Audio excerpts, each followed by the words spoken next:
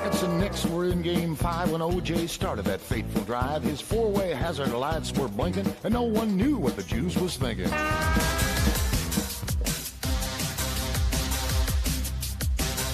I've been to Reno, Chicago, Fargo, Minnesota, Buffalo, Toronto, Winslow, Sarasota, Wichita, Tulsa, Ottawa, Oklahoma, Tampa, Panama, Mattawa, La Paloma, Bangor, Baltimore, Salvador, Amarillo, Tocopilla, Barranquilla, and Padilla. I'm a killer. I've been everywhere, man. I've been everywhere, man. Cross the desert bare, man. I breathe the mountain air, man. I've traveled, I've had my share, man. I've been everywhere.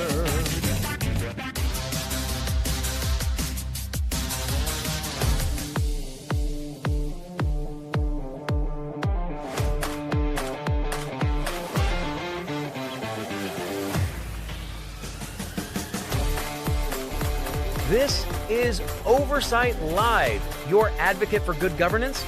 We're putting the site back in. Oversight. Here's the watcher on the wall, your host, Ben Carpenter.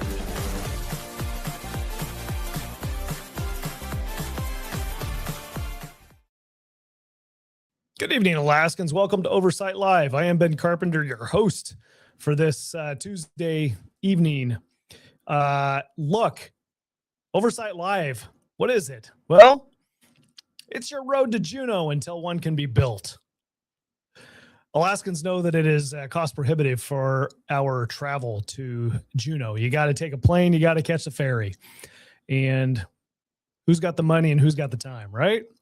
Well, you can watch from the comfort of your home. There's a lot of ongoing that happens in the legislature that is recorded and broadcast for public consumption. You can stay on top of what's going on. You just have to know where to look. And that's what I'm going to do for you. Having served down in the State House for 6 years, I do have kind of an understanding of how things work down there. And I have attempted to prioritize what you need to see. You can override me by going to KTOO's website and watching whichever committee meeting you want to watch. It's a lot there, okay? There's a lot there. But I'm going to do my best to bring you what I think is pertinent and what I think you want to see and what you need to see. And I'm going to do that every night that I can be on air here. If you've got questions during the broadcast about what you're hearing, about legislature in general, whatever, chat them into your social media app there. So we're broadcasting on YouTube, Facebook, and X. And if you just enter your question in on the chat, I'll get it live, and I'll do my best to answer that question for you. If I don't know the answer, I'll try to get back to you. I have done that before. If you're watching the recording and you have a question, you can email me at producer@oversightlive.com. And I will do my best to answer your question that way. It's important for us to provide oversight of our government. And the fact that we don't have a road to our legislature is not a valid excuse to not know what's going on down there. So we're gonna do our best to provide oversight and understand what's happening. And we're going to try to have some fun doing it. Okay. Some of the topics, especially when we're talking about gasline taxes, it can be kind of dry stuff, but we're gonna do our best to maintain some humor with this, and part of that's my responsibility. Part of that's your responsibility. If you're chatting in the window, this is a conversation that we get to have. So be part of that conversation with us. All right. Okay. So let's get started. Two things in reverse order, and you'll understand in a minute. All right. This morning, Senate Resources had what I think is maybe one of the most consequential, or at least informative meetings, committee meetings that has happened yet about the gasline project. And then in the afternoon, there was a press conference. And I am going to go in reverse order. We're going to listen to what the portion of the press conference that deals with actually some questions from the press on the pipeline conversation that happened earlier that day. And I want us to hear what the leaders of the Senate are taking away from their meeting and what they're presenting to the public. And then we're going to go listen and watch the meeting. Okay. And see if you take away the same thing that your representatives took away. And of course, when I say representative, I'm saying legislators. We are talking about senators in this case, but they are still the people's representative. All right.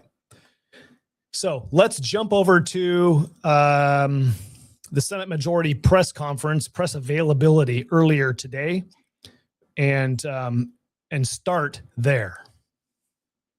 If anybody has a question, try to answer it. Reminder is to make sure we have your name and affiliation for the record.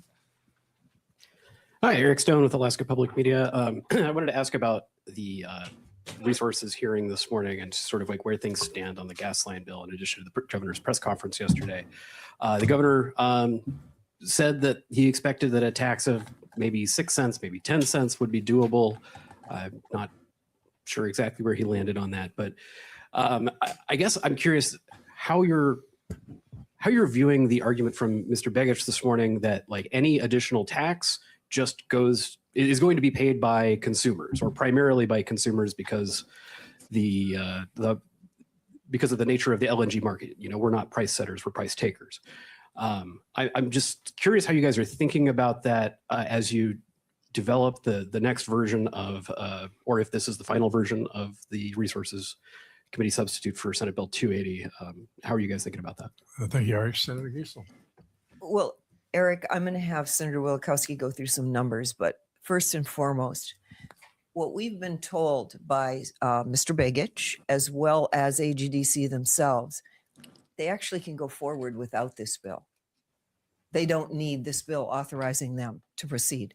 They have the permits. They've got the FERC authorization. They can go forward. Without the bill, it's true, they will have the 20 mil property tax in place. So really, if they want any kind of tax reduction, they need to help us with this bill, giving us actual numbers so that we can credibly set a realistic AVT, alternative volumetric tax. But I'll let Senator Wielkowski go through some numbers. Thank you, Senator Wielkowski. Thank you. I do think that's important to reiterate that we heard again this morning that we do not need to pass the bill for this project to go forward. They can go forward right now. And that it was a very interesting discussion this morning because what we heard was the $1 billion in property tax cuts that the people of Alaska are being asked to give by the governor. It does not really help the project go forward.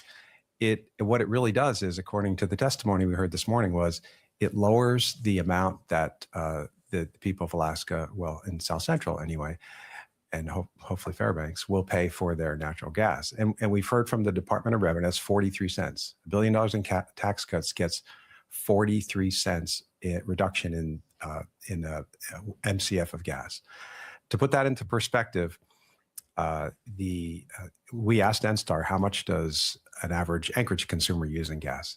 It's about 128 MCF. Multiply 43 cents times 128, you get $55. So to put this in perspective, the Alaska is being asked to give up $1 billion in property taxes for the average homeowner in Anchorage to save $55.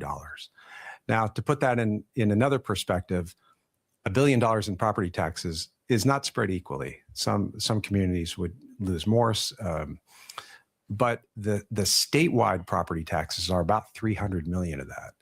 And so when you divide 300 million by 600,000 Alaskans who get their PFDs, that's $500 a person.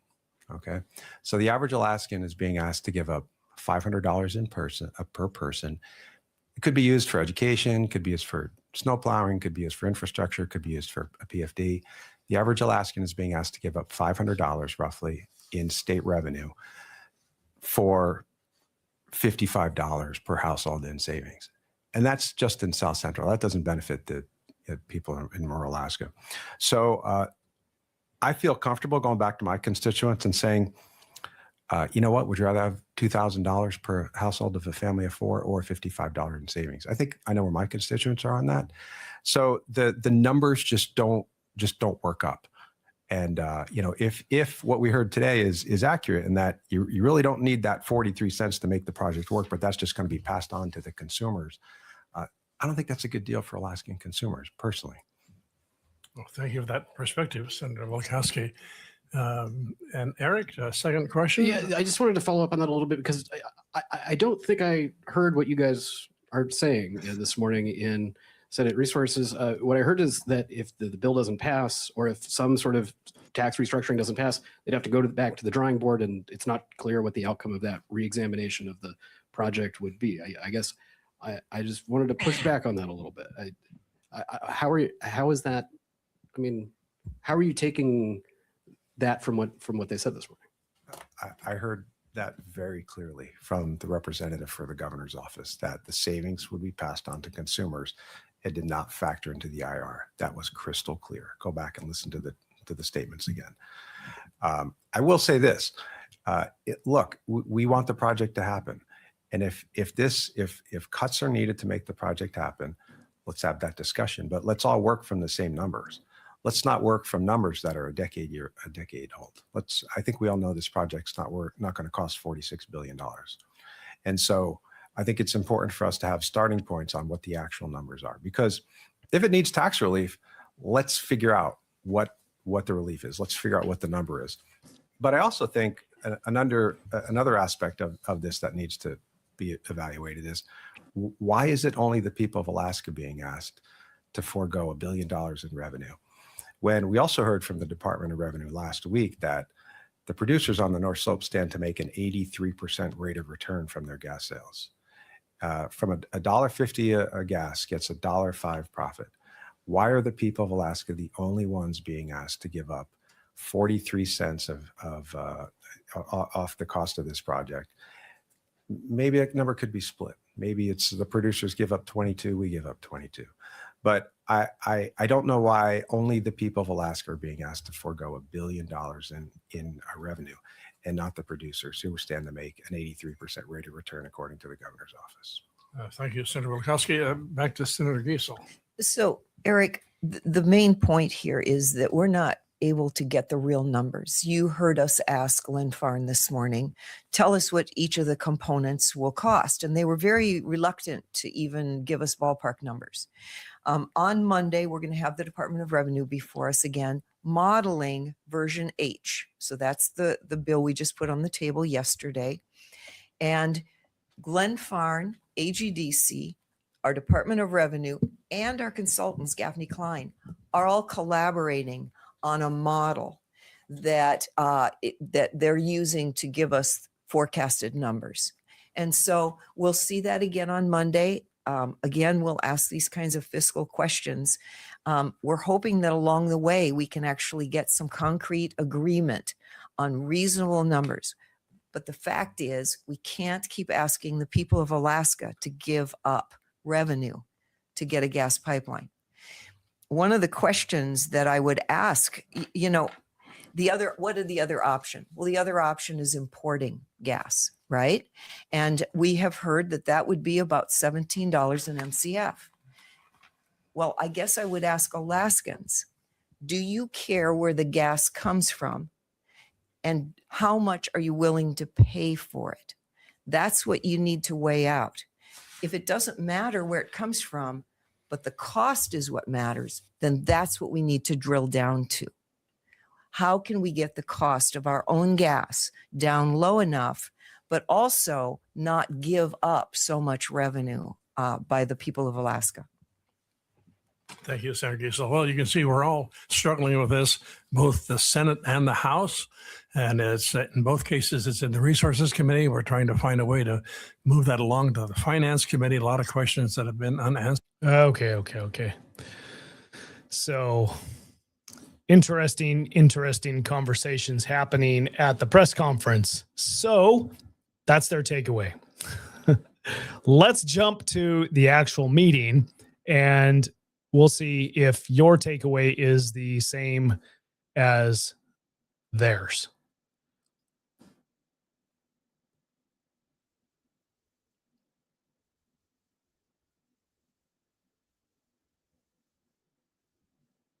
Alaska, supporting a gas line for Alaskans Act.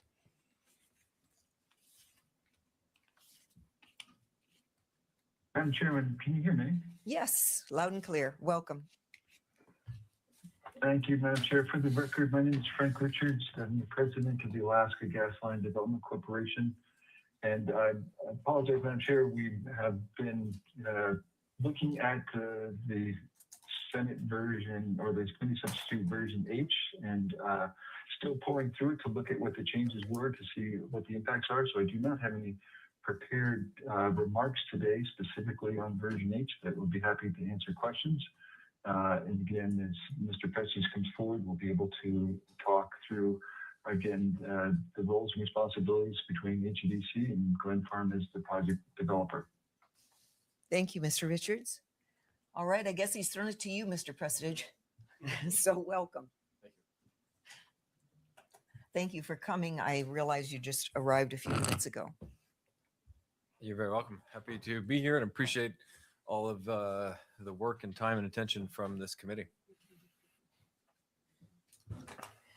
Do you have any feedback to offer us concerning the latest committee substitute or other updates related to the project itself? A little bit in the same boat as Frank. I flew up to return to Juneau overnight last night, and so kind of digesting the committee substitute with a pretty short window of time, which is fine. I understand that's how things work. So happy to answer questions about it. I think in terms of the overall update on the project, we see a lot of progress being made, both with the Senate bill and the companion the version of the bill in the House. I think there's a good dialogue and a good a lot of good reflections on how these two bills can be shaped to advance the project. And I just want to reiterate that the perspective that we have when we talk about changes to this bill and objectives of this bill, the primary objectives that we have continue to be, how can we deliver the lowest cost gas to Alaskans? How can we do so as quickly as possible? Obviously, safety is always the highest priority in how we operate, but here related to this bill, lowest cost and certainty to bring the project online are priorities. Well, thank you for that. We are actually seeking from you some concrete numbers. Right now, the bill proposes an AVT, alternative tax value, of 15 cents per MCF on the gas treatment plant, 15 cents per MCF on the pipeline, and 25 cents on the LNG plant. If these numbers, we're interested in your feedback, concrete feedback on that. We also, of course, have made a few policy changes related to AGDC and the project itself as far as transparency. We removed, of course, the publication of a lot of information and things like that.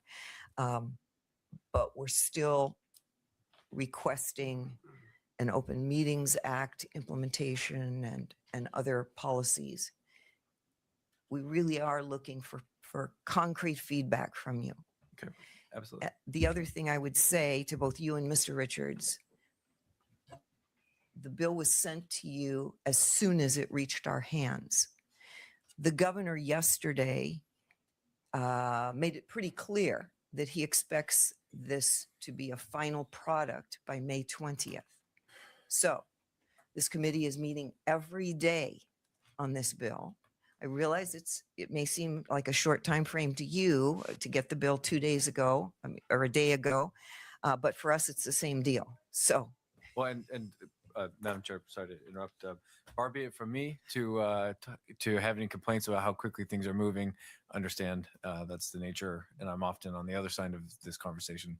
On the tariff itself, if you tally up the stacked tariffs that are presented in this bill, 15 cents, 15 cents, and 25 cents, you end up with a 55 cent per MCF tax. I would describe that as very burdensome for the project, and potentially prohibitively so in terms of having a phase one project go forward on any of the timelines that we've discussed in terms of having, an FID in the near future. So I would characterize that tax at that level as something that would send, that would require some real reconsideration at the drawing board of how the project is structured and taken forward. And I don't know what the outcome of that kind of re-examination of the project would be. I think there's some disconnect here that's being leveled at private industry. This one company. It's very clear if you've been paying attention to the Senate Resources Committee that Chair Giesel and the Democrats on this committee don't care for private industry. They don't care for Glenfarne. They'd rather be dealing with some other company, probably a union-backed company or some other state-run company managing this project. They have disdain for this private enterprise. I'm being told by credible sources that, in fact, Giesel's statement is not accurate. These individuals have only had the bill in their hands for a short period of time and are doing their best to understand what has happened with the committee substitute. Again, it is on the committee. They're the ones that introduced the first committee substitute and then took out a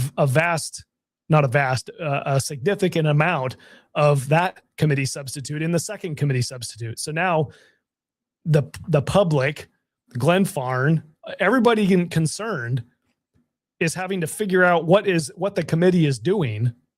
And it's not our fault and not our responsibility. I mean, it is our responsibility, but don't put the burden back on us to say, hey, keep up. I mean, you're the ones that are making changes and then undoing those changes because you've been told that they're not wise. Like, you're the one that jumped the gun. Okay. Give these guys their due, their time to understand what's happening. I will argue this is classic legislative control. Give information out in such a short manner that people don't have the intellectual capital. They don't have the ability, the time to mount a good defense or a good argument. Okay. It is a tactic. And if it's not a tactic, it's poor management. It's you can't get your poop in a group and you then blame others. So this is, again, we could have had this conversation starting at the beginning of the session, legislature, governor. Instead, we're rushing at the very end of the session. And why is that? Why is that? Because history will tell you that using time as a weapon works. Time compression, using the short amount of time. You got 3 weeks. Oh my gosh, now it's a crisis and we all got to get together, and the legislatures at the end they're the ones that are going to make the calls. And so the pressure works for them. Anyway, I'm going to get off my rant here. Well, thank you for that. Just for clarification, phase one is a pipeline, and recently you've also added the gas treatment facility to that phase one approach. Is that accurate? Madam Chair, just a clarification. When we say the gas treatment facility, what that is historically always referred to is a 3.9 BCF a day gas treatment facility to bring North Slope gas down to the specifications required for LNG. There's a much smaller, probably less than a tenth of the size, gas treatment facility required for phase one to bring North Slope gas down to utility grade gas, but significantly smaller than the gas treatment facility. Understood. Thank you for that clarification. But when you say 55 cents an MCF is very burdensome for phase one is actually 15 cents for the pipeline and 15 cents for a gas treatment facility. Thank you for that clarification. the way to look at that is 15 cents on phase one would still be a doubling of the tax on the project. The remaining tax on phase two obviously puts phase two at jeopardy, and what you end up putting at risk then is the probability of, or how quickly could we bring the remaining portions of the project online that would have the effect of dramatically lowering the cost of gas on the project, cost of gas delivered on the pipeline. Thank you. Further questions, Senator Wielkowski? Thank you, Madam Chair. Trying to understand your numbers, because normally the way I'll just tell you, in my experience, when we do projects like this, at least for me, having served on this committee for almost 20 years, going through Do projects like this, we put gas, giga project gas lines together every couple of years. What the heck is he talking about? GIA, going through ACES, going through SB 21. I've had commissioners, deputy commissioners, tax directors in my office every day when we do projects. You know how many visits I've had on this one? By commissioners, deputy commissioners? 0, not a single one. And I don't know if other committee members have had the same. So from my perspective, when you say 55 cents is burdensome, let's talk numbers. I mean, this is all about the numbers from my perspective. You can sit there, and I wouldn't expect you to say anything less, because I've seen producers, I've seen people who are impacted by tax decisions. They always say that. I mean, it's your job. Your job is to get the maximum value for your company, and our job is to get the maximum value for the people of Alaska. You understand that, right? We're not trying to kill the project. We're just trying to do our constitutional obligation. You understand that, right? Yes. Okay. And so to that end, I want to try to break down, because you say 55 cents is overly burdensome. And the governor said, some things are overly burdensome. And it's just sort of analogous that we're being asked to decide, a decision that will impact generations of Alaskans within a few weeks. And the governor couldn't implement an elections bill within 26 weeks, just to put things into perspective here. That said, what's the cost? Somebody's butt hurt that his election bill got vetoed. Your project. The cost of the project hasn't been. Well, I should revise that. The most recent published cost of the project has been approximately $46 billion. We conducted a feed process to reestimate the cost of the pipeline itself. That was completed in December, and we have not released the economic results of that feed process publicly. Okay. So, Madam Chair, if I can follow. Yes, follow. And again, do you understand the challenge that we're working with? If you're saying 55 cents is too much, and you want 6 cents, I guess, and the governor said yesterday, well, maybe 10 cents. I don't know. He nearly doubled he negotiated against himself and went up to 10, I guess, yesterday in his press conference. In order for us to come up with the number that we think is fair to the people of Alaska and to you, we need the numbers. Like, I'm not going to vote on a bill without numbers. I'm not going to vote on a bill that's going to take away $1 billion in potential future taxes and revenue from communities across Alaska without having firm numbers. Let me ask you a question. Just think out loud for a second. What are we getting at when the project is more expensive than we think that it is? So Glenfarne says it's 40 some $40 billion. And the legislature and the public in general, everybody's speculating and says, it can't be 40 billion. It's more like 50 or 60 billion. From the context of the question that's being that this legislature and this committee in specific has to answer, which is, what is the correct tax rate? What does a more expensive project mean for somebody who's making a decision on taxes? Does it mean you increase taxes because the project's more expensive? Does it mean you decrease taxes because it's more expensive? Does it mean you just withhold your support because it's too expensive and we don't believe you're going to actually build it? Like, what is it that you're getting at by saying I got to know the cost of the project? What is it? How does that help you make a decision as to what is fair on taxation? That's the question I have. What if it's more expensive, it's 10 or 20% more expensive, does that mean you don't decrease the taxes? You don't pass the bill? And so we can wait all summer if we have to, but if you're not going to give us the numbers, or we're not going to get firm numbers, or if the Department of Revenue is not going to give us firm numbers, from my perspective, this bill should not go to the floor, because I am not going to commit generations. Me personally, I don't want to commit generations of Alaskans to billions of dollars in tax breaks without firm numbers. It's not about the cost of the project. It's about what Glenfarne is going to profit. That's what they're after. These are greedy SOBs. Okay. They don't want to see a private entity profit. And again, volumetric tax, what they're being faced with here is not a zero for the people of Alaska, for the state of Alaska in taxes. It's not a zero. You would think when Wielechowski is using the statement, oh, people are going to give up $1 billion. Okay. Right now, they have no pipeline and they have no path for a pipeline other than Glenfarne. They've got no alternative. So you've got zero. That's how you have zero.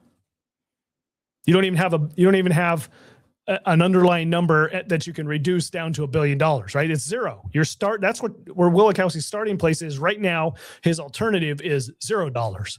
Glenfarne has come in and said, hey, I would like you to tax me at a certain rate, and then I'll be able to build a pipeline. And Wielechowski comes back and says, oh no, we need $1 billion more. I need to know your numbers. What's the cost of this project? He's not after the cost. The cost is irrelevant. It's whatever they're going to profit. And as soon as he can say, oh, well, you're making more profit than I think is necessary or that's fair, then we're going to keep our tax where it is. That's where this is. This is 100% greed by socialists who have a philosophical aversion's not the right word. They have a hatred or a dislike for oil companies and gas companies, for private industry, a fundamental misunderstanding of where money comes from. They don't care about the project cost. If the cost is too much, then the project doesn't get built. It never makes sense. That is not what the legislature, what this committee is after. They are after who's going to profit and how much are they going to profit. That's what they're after. I don't care how much Glenfarne profits. The state of Alaska is going to get a pipeline, or they're not going to get a pipeline. Good on Glenfarne if they can get a pipeline, pay a volumetric tax, and profit. The alternative is no pipeline. That's the alternative you have. And if you listen to the press conference, it's clear that in the back of their mind, they're thinking, well, we don't really need a pipeline. We could just import gas. It doesn't matter where the gas is coming from. Alaskans don't care. They just want lowest cost price. You wouldn't commit that. You're working the numbers. I'm sure you've probably got a whole team of tax analysts and tax accountants and attorneys who are working this, scrutinizing every single penny. And you can understand how we would want to do the same, right? I can, yes. Okay. So can we get some, and I know it puts you in an awkward position to do this, but we're just not, we got to get the numbers from somewhere. And we all know it's not $46 billion. I think we all know that. It's not $46 billion, is it? What we've said is that the DOR's numbers are a good representation of the construction cost of the project. The assumptions that have gone into those numbers and those estimates are good assumptions, and the escalation that they've applied is the same escalation that we've applied in our estimates. And so when it comes to estimating kind of the impact of this tax, the DOR numbers are generally representative of the I guess the quantum of kind of the tax adjustment that we're seeking. Follow up. So, so you're saying that we should rely on $46 billion to come to calculating what I'm saying that numbers are. I'm saying that it's not an unreasonable place to calculate that from. Yes. Follow up. Senator Dunbar. Thank you, Madam Chair.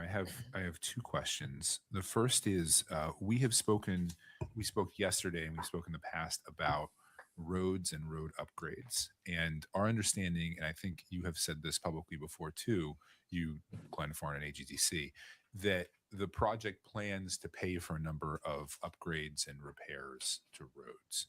Talking about You, gravel maybe again. Mr. Richards might be the more appropriate person. Explain how exactly that would work and which roads we're talking about. Are you talking about just the access roads that are sort of immediately adjacent to the project?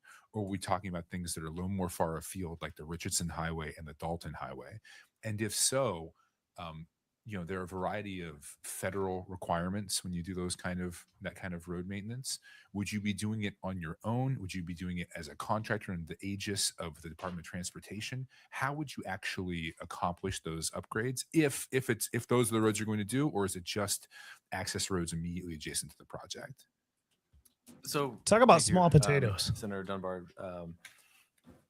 We have a commitment and an expectation that the project will repair and maintain any damage or any use to roads that are caused by the construction activities of the project.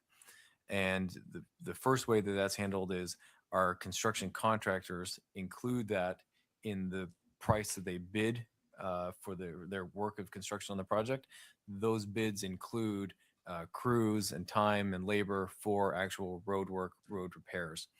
We also anticipate entering into a highway use agreement with the Department of Transportation that will help basically create the details for some of the things you're asking about. And so that's the general premise of the project, is that we are planning to and have already counted financially for repair of all road use. But maybe with that, I'll ask if I can hear from Frank Richards on that point as well. Mr. Richards. Sure. Thank you, Madam Chair. It took them a while to unmute me, but again, for the record, Frank Richards, AGDC, through the chair, Senator Dunbar. Again, what Adam described is a highway use agreement that is been the concept from the initiation of the project with DOT, and this is really around not only the permits required to be able to gain access to the highways and driveway permits and oversized and weight permits, but it's also around the operational and maintenance needs during the project itself. So you asked specifically about the individual highways, and so you can envision that this project will run from the North Slope through to South Central Alaska. So it will include the Dalton Highway, it will include portions of the Elliott, it will include the Parks Highway, and even portions of the Seward Highway for any materials that will be hauled directly from Seward. But also, it will include the Kenai Spur Highway, and this is an area where the Kenai Spur Highway currently runs directly through the LNG plant location. So it will need to be relocated. So work that we had done previously came up with an alternative design and ultimately cost estimate to be able to accomplish that.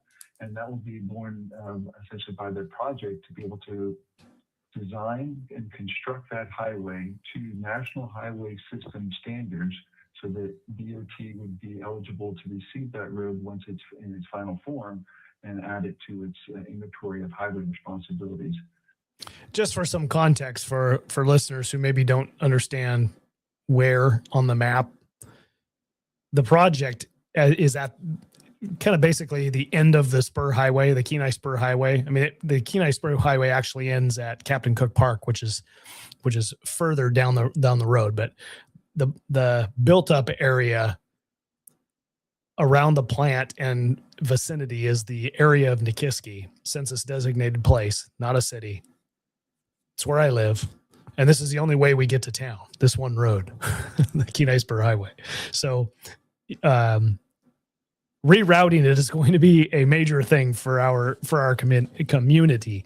And it is something that years ago when this project first started getting talked about, the committee was very concerned. It just so happens that the Kenai Spur Highway is within probably 50 feet of falling off the bluff into Cook Inlet. Maybe it's between 150 and 100 feet in one location here, right where the cutoff is going to be, where you're no longer going to use it because the project will take over. Basically where you reroute it. So one way or the other, Nikiski is waiting for this road for something to get done with this road because it is literally going to fall into Cook Inlet. It's just a matter of time. If the project comes about, then that problem is solved because they reroute the road. But for the rest of us, if the project doesn't happen, we have to have another solution. But that's neither here nor there with this project. Just giving you some context. So that is, again, one of the far end of what is needed to make this project work with the OT in a cooperative manner to be able to address the transportation impacts during construction, but also long-term in terms of what will be necessary for the project to work with DOT to make sure that ongoing operations and ongoing construction projects are sequenced and timed in such a way that it's not as directly impactful to the project, because it's going to be very, very hard for a pipeline construction project to be able to be working directly through highway construction zones that will impact the cadence and ultimately the cost of that project. So the cooperation from the department has been exceptional. The communications are good. As you know, the commissioner of the Department of Transportation sits on as a member of the AGDC board. So we are actively engaged with the commissioner and his team to make sure that the DOT is highly aware of the actions and the planning efforts necessary to execute this transformational project. Follow up, Senator Dunbar. Thank you, Madam Chair. So you mentioned that there is a cost estimate you have for the portion in the Kenai. Could you share with us what that cost estimate is, and then your other cost estimate, the total amount you expect the project to spend, both through the highway use agreement, but then through any other necessary expenditure of funds? And then also, I'll say, the governor proposed a surcharge on oil to pay for upgrades and more repairs to the Dalton Highway. We have now included the governor's proposal in this bill. Do you feel that a repair fund like that to the Dalton Highway would assist the project in the needed upgrades?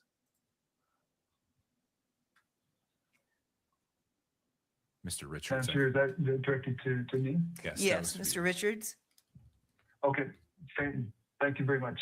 Senator Dunbar, through the chair, again, the work that AGDC undertook for the design of the Kenai Spur Highway was when the project was given to us by the producers, where they provided 75% ownership rights in the Alaska LNG project to AGDC. They gave us then the responsibility for establishing what was going to be the Kenai Spur Highway relocation. So it was affectionately at that time called a spaghetti map, and the residents of the communities of Kenai and Kiski were very upset because there was no determination on what was going to be the preferred relocation route. So we took essentially working with a local Alaskan road highway design firm to be able to come up with the alternatives, and ultimately landed on the relocation that goes essentially directly around the LNG plant site.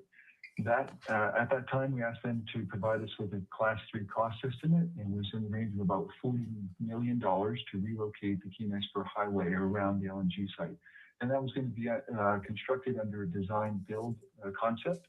That is something that we included in our package of information when Glenfarne became the project lead. And so that now falls within the working responsibilities of Glenfarne's engineering, procurement, and construction contractors to be able to move forward with that effort. And I think that is still being discussed because, again, the main focus of recent times has been around developing the pipeline in phase 1 and updating the cost estimate to accomplish that. In regards to This is a conversation that's happened multiple times over the last, I don't know, 5 years. Welcome to the conversation, Senator Dunbar. The overall maintenance and operations cost that it will take to be able to accomplish this. I think that there's an ongoing discussion now with the Department of Transportation, and specifically looking at the maintenance hours that they are currently staffed for, specifically, let's say, on the Dalton Highway. And if they're only staffed for 12 hours a day, but likely will need 24-hour days operations or maintenance or avalanche control, then we're going to need to be able to put a cost to that and then identify the best way to be able to accomplish that. DOT, as you know, has challenges in hiring of operators for their ranks, specifically those in those camp locations on the Dalton Highway. So it'll be an opportunity to be able to look for ways to best resource that through either DOT direct hires or through contracting efforts, or as Adam described with the pipeline contractors.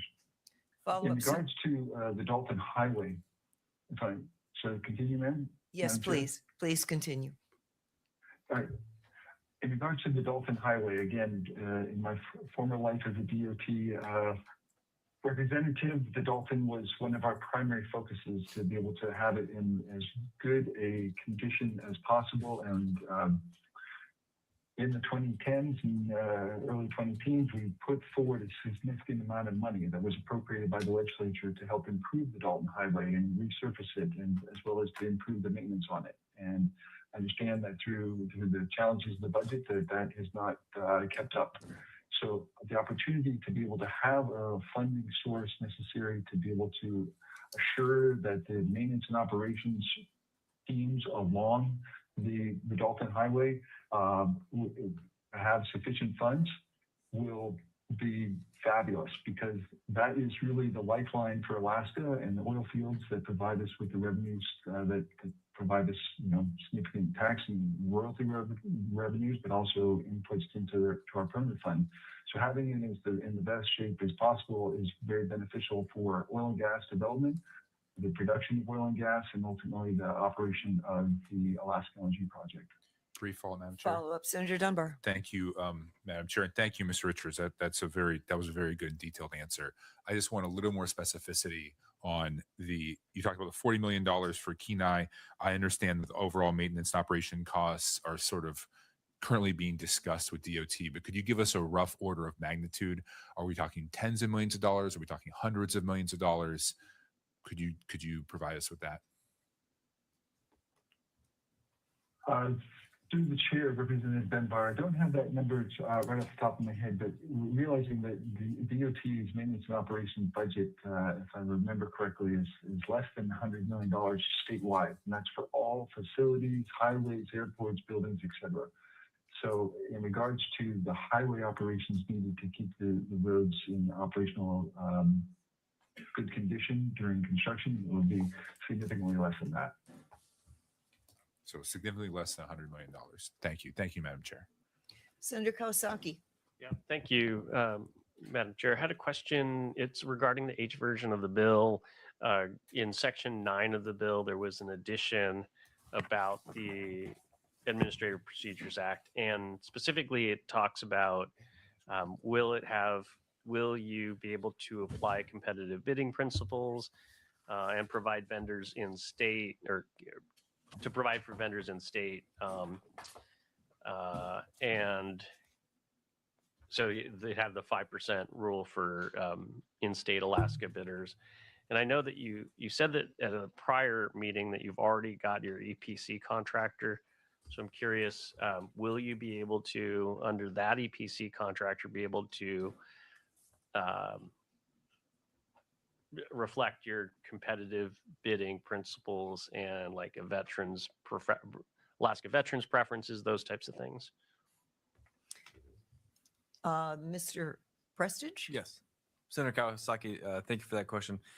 Just to reiterate, one of our core principles for Glenfarne, for 8-Star in pursuing this project in Alaska, is to prioritize working with Alaska-based companies, Alaska Native corporations, and hiring Alaskans for this project. And that's a foundation that goes to the Alaska Advantage principles in the joint venture agreement between Glenfarne and AGDC, which AGDC has presented on before. And so it goes back to that very foundation. In reinforcing that, and I guess backing up that commitment, we have done dozens and dozens and dozens of meetings with Alaskan contractors. We put on a contractor summit and had over 120 Alaskan contracting firms hear about the project. That was back in October. We conducted bidding processes on about 10 different scopes of work on the pipeline, and had many Alaskan contractors involved in that. We've appointed groups of primary pipeline construction firms for the main spreads of the pipeline. In those appointments, we've included several or multiple Alaska Native corporations to potentially work with those main pipeline construction firms. In addition, many of the additional scopes of work, such as early works, logistics, and many others, will include Alaska corporations or Alaska contractors. So that's very important to us. On the details, you'll have to pardon me, Senator Kawasaki. I'd like to get a little bit more familiar with the exact details of how the language is written in version H. However, just on a principled basis, we're committed to do that. At the same time, our principles of delivering gas at a low cost to Alaskans is an important counterbalance. So as with anything, there are two sides to the equation. So we wouldn't want to say that we will hire Alaskan firms or hire Alaskans at all costs, because eventually that could become prohibitive. And so we want to find the right balance, and that's what we're endeavoring to do. Follow up, Senator Kawasaki? No, I guess we'll hear a little bit more. And again, it's section 9 of the new bill, version H. Senator Clayman? Thank you, Madam Chair. Mr. Preston, you describe one of the components of the current version of Senate Bill 280, the 3-tier tariff. And your words, I believe, were that it was too burdensome on the project. So let me ask, if we pass Senate Bill 280 in its current form with these 3 tiers of tariffs at 55 cents, does that mean Glenfarne walks away from the project, or where are you if this bill is what we pass? Senator Clayman, that's a challenging question to answer, because I can't foresee exactly what the outcome would be. I know that we would have to take into account a tax that is significantly higher than, frankly, what we anticipated on this project when we came into it, when we looked at assumptions and considered guidance from industry experts, from Wood Mackenzie, and in general comparisons to other similar projects in North America. And so, quite frankly, we would have to re-examine the entire project and come up with a plan on how to take it forward. And so I don't know what the what timeline that would require, or what the outcome would be. Follow-up. So the reporter that we listened to asking the question, and he was kind of incredulous. He's like, I didn't hear what you just said from what Glenfarne said. You got something. How do you take that from what they said? And here's what Mr. Prestige just said, is that he doesn't know. Like, can't see what happens on the other side of that. I don't know. The tax that is in this bill is less than the 20 mil tax. My understanding. Correct me if I'm wrong. Either way, both of those taxes, Mr. Prestige is saying, is a problem with the project. What we heard in the press conference, what both Senator Giesel and Senator Welkowski said was, we don't even need this bill. The project can go forward with the current tax structure. That's what they said. Okay. I didn't hear that in Mr. Prestige's comment. It was very clear that was not the takeaway from Mr. Prestige's comment, right? So maybe we'll hear the exact opposite. Maybe we'll hear him say, we don't really need this bill. We'd prefer that you just scuttle this bill, even though we asked for it, but we'd prefer that, and we just go with the tax, the property tax, and then we'd be able to take the pipeline forward with that. Let's see if they say that, because that's what these two yahoos at the table said. Senator Clayman? Well, follow-up question on that, particularly if this is the measure that the legislature passes and the governor signs, would it be fair to say that you might not start construction right away, but you might stay around and try to work a different package that was better for purpose of the project going forward? Senator Clayman, I think that is one potential outcome.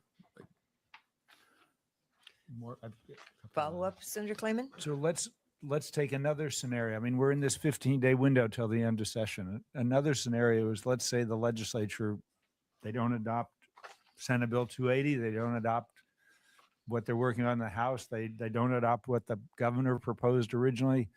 We can't agree on anything, and what you have is the existing tax structure. I assume, is Glenfarne ready to go forward in that circumstance as well? Senator Clayman, that also would require a careful reexamination of the project.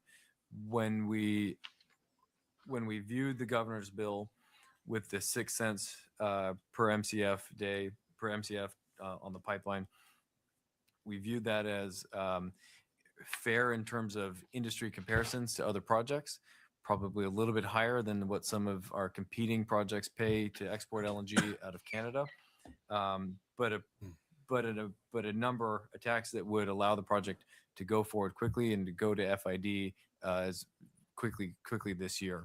And so that's the assumption that underpins that timeline, and the cost of gas, quite frankly, that we're negotiating with NSTAR and other utilities and buyers in Alaska. And so a significant change from that would like I said, require a significant reexamination of how we take the project forward. Follow up, Senator Clayman. I just want to point out and remind everybody that our own consultants have shared with us comparisons to other regimes or other tax authorities, other countries that have done pipelines, big expensive projects, and they've compared the taxes there to the taxes that we have here. And the tax that we currently have on the books is an order of magnitude greater, my understanding, than the rest of what's done out there in the industry. Okay. And as Senator Myers was so quick to respond here, thank you, sir, for participating tonight.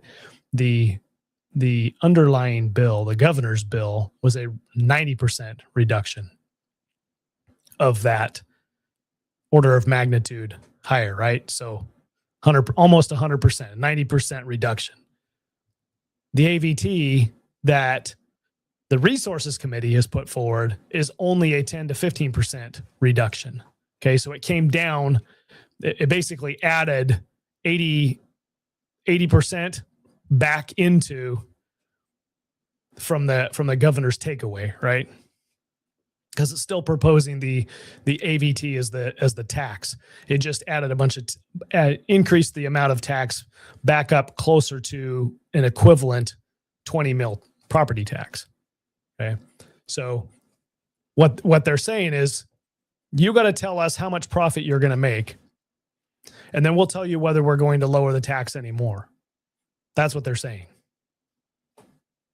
Glenfarne, that's where Glenfarne's at. They're like, okay, well, if this socialist legislature is going to play that ball, then we're going to have to make a decision. And it's not only Glenfarne's decision, right? It is financing entities who are going to ask the question, well, what's the tax structure that you're paying? How much of our investment money, how much of this is going to go towards taxes? How much is the project going to, how much is the local, how bad does Alaska want this? The more tax they take, the less they really want it. The investors are looking at it and saying, hey, wait a second.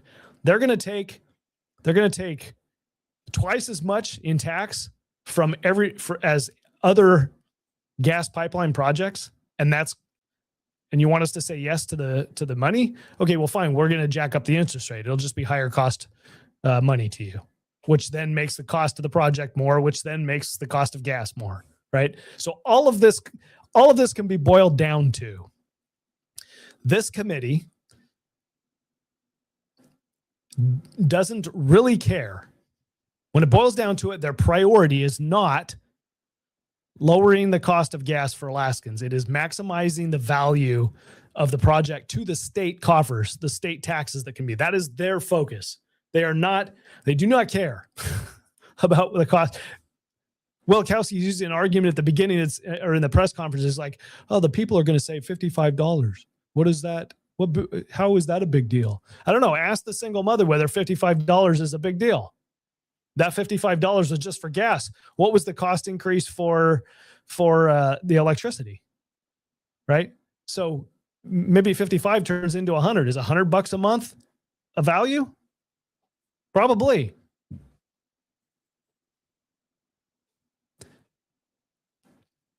The equation is upside down in this body. Thank you to a handful of Republicans that gave these yahoos the power. Okay?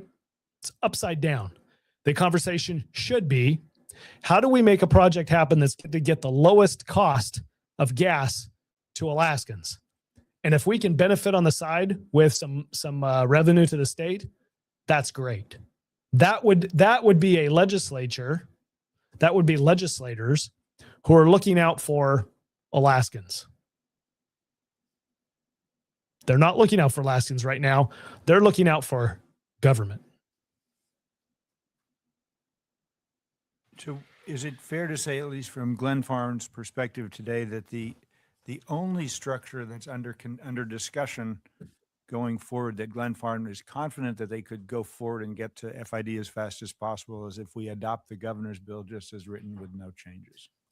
Senator Clayman, what I'll say to that is that this is a very challenging project, and it has been, as you're all very well aware, decades of different attempts to try and take that project forward. We came into this project a little more than a year ago, believing that there is a way to take the entire project forward, and particularly to solve the need for Alaskans by taking the pipeline itself forward first, which is a challenge, as anyone can look at it and realize, how the limited capacity on a large pipeline that it will use. And so there is a window of kind of financial feasibility that is needed in order to make phase one work. I will say that in response to your question, is only the governor's bill, is that the only version that works? I'd say there are other things. The answer to that question, I'd say, is no, because there are other elements that we believe can be added, and we have basically discussed and agreed to add. Some of those include additional community benefit agreements and arrangements, community impact fund to compensate with cash for actual disruptions to communities from construction, Fairbanks spur line, which has been very significantly discussed, but we have agreed to incorporate that or we are supportive of incorporating that as part of the project with certain conditions around permitting and regulatory approvals. And then last, we've agreed also that we think it makes sense to have to allow municipalities to participate in the equity investment of the project alongside the state of Alaska's 25%, or within the state of Alaska's 25% equity option. So those are elements that I'd say are additional to the governor's bill that we would be supportive of and that we think would still facilitate the project going forward successfully and quickly. So I think it's a good time to bring back a comment that was made by Senator Myers here not too long ago, if I can find it quickly. It's an important conversation here. Senator Myers says imports give us a price floor. Prices have nowhere to go but up. Most likely, it's not not likely that prices of imported LNG go down from here. A pipeline gives a price ceiling. We're tied into a stable supply that can come down as more demand comes online. Yeah. So what I just heard from Mr. Prestige in regards to this conversation of a pipeline only, the stable supply and the cost of it coming down is only if they get a LNG facility built and only if they are exporting LNG. Otherwise, the amount of gas that's coming down that pipeline, there isn't enough demand within the state of Alaska, within South Central Alaska, within the Fairbanks, South Central Alaska corridor. The rail belt cannot sustain, cannot provide the demand necessary for the amount of gas that would be moving through that pipeline. The cost of gas without the export facility means it is higher cost gas, and that price point is always going to be right about where your importation of LNG cost is. Because why would they sell gas? Let's say it's $13 to import gas, import LNG. You get the pipeline, and the pipeline's, oh, okay, yeah, we can get it, and we could sell it for $5. But people are willing to pay $13 for the alternative. Well, then we would be stupid to not charge $12. You can save $1 or maybe $11, and you can save $2, right? So that importation of LNG is going to cause, it's a ceiling. It's going to cause the cost of pipeline gas to be somewhere right competitive with that. And that's what he's saying is we can make phase one competitive, but it's at LNG import prices, or if you will, South Central Alaska gas prices, right? Which are going to be expensive. They're going to be upwards of the $12, $13 or more dollars to get.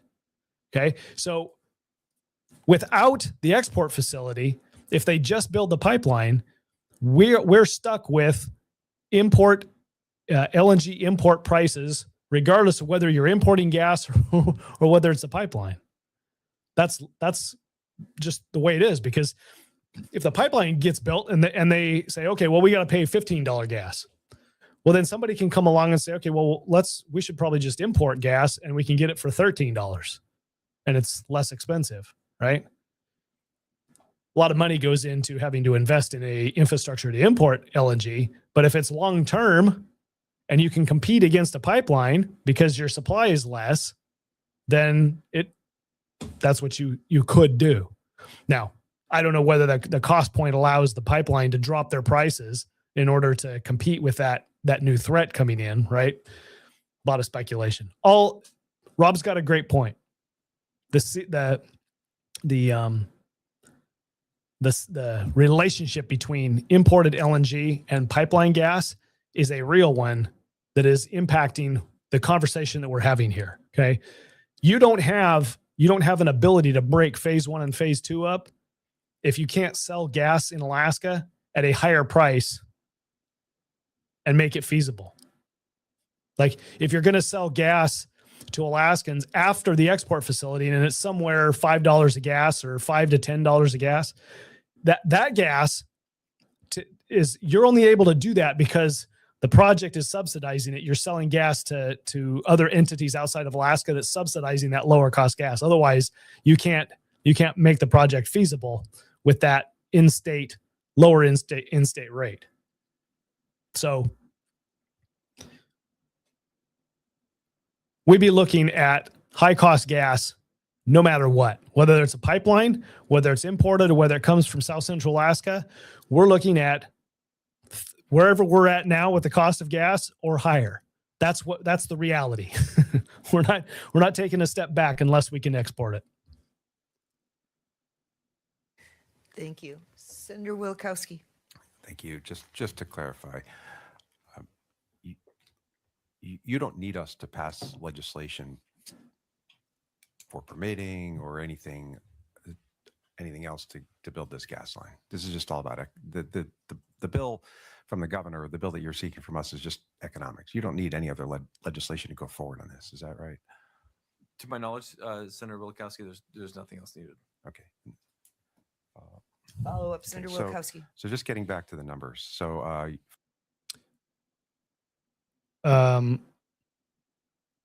so there's the answer to the question. That's what they took to the press conference. Back that up just a second. That might be too much. Successfully and quickly. Thank you. Senator Wilkowski. Thank you. Just to clarify, you don't need us to pass legislation for permitting or anything else to build this gas line. This is just all about the bill from the governor. The bill that you're seeking from us is just economics. You don't need any other legislation to go forward on this. Is that right? To my knowledge, Senator Wilkowski, there's nothing else needed. Okay. Follow up, Senator Wilkowski. So just getting back to the numbers. So $46.2 billion project. Okay. You know when you tell half the truth, you know what they call that? When you know the complete truth and you leave out a portion of it, and the person who you're talking to doesn't know the difference, they don't know that there's another half of the truth and you only gave half the truth. You know what that's called? When you weren't completely transparent, you weren't completely honest with the entire truth. You know what that's called? Anybody? It's called a lie.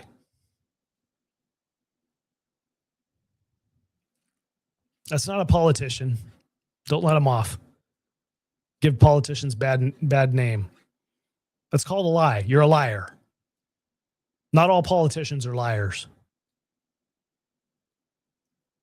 I'm looking at these two sitting here, and they're the ones that sat in the press conference and said, well, we don't need to pass any sort of tax bill.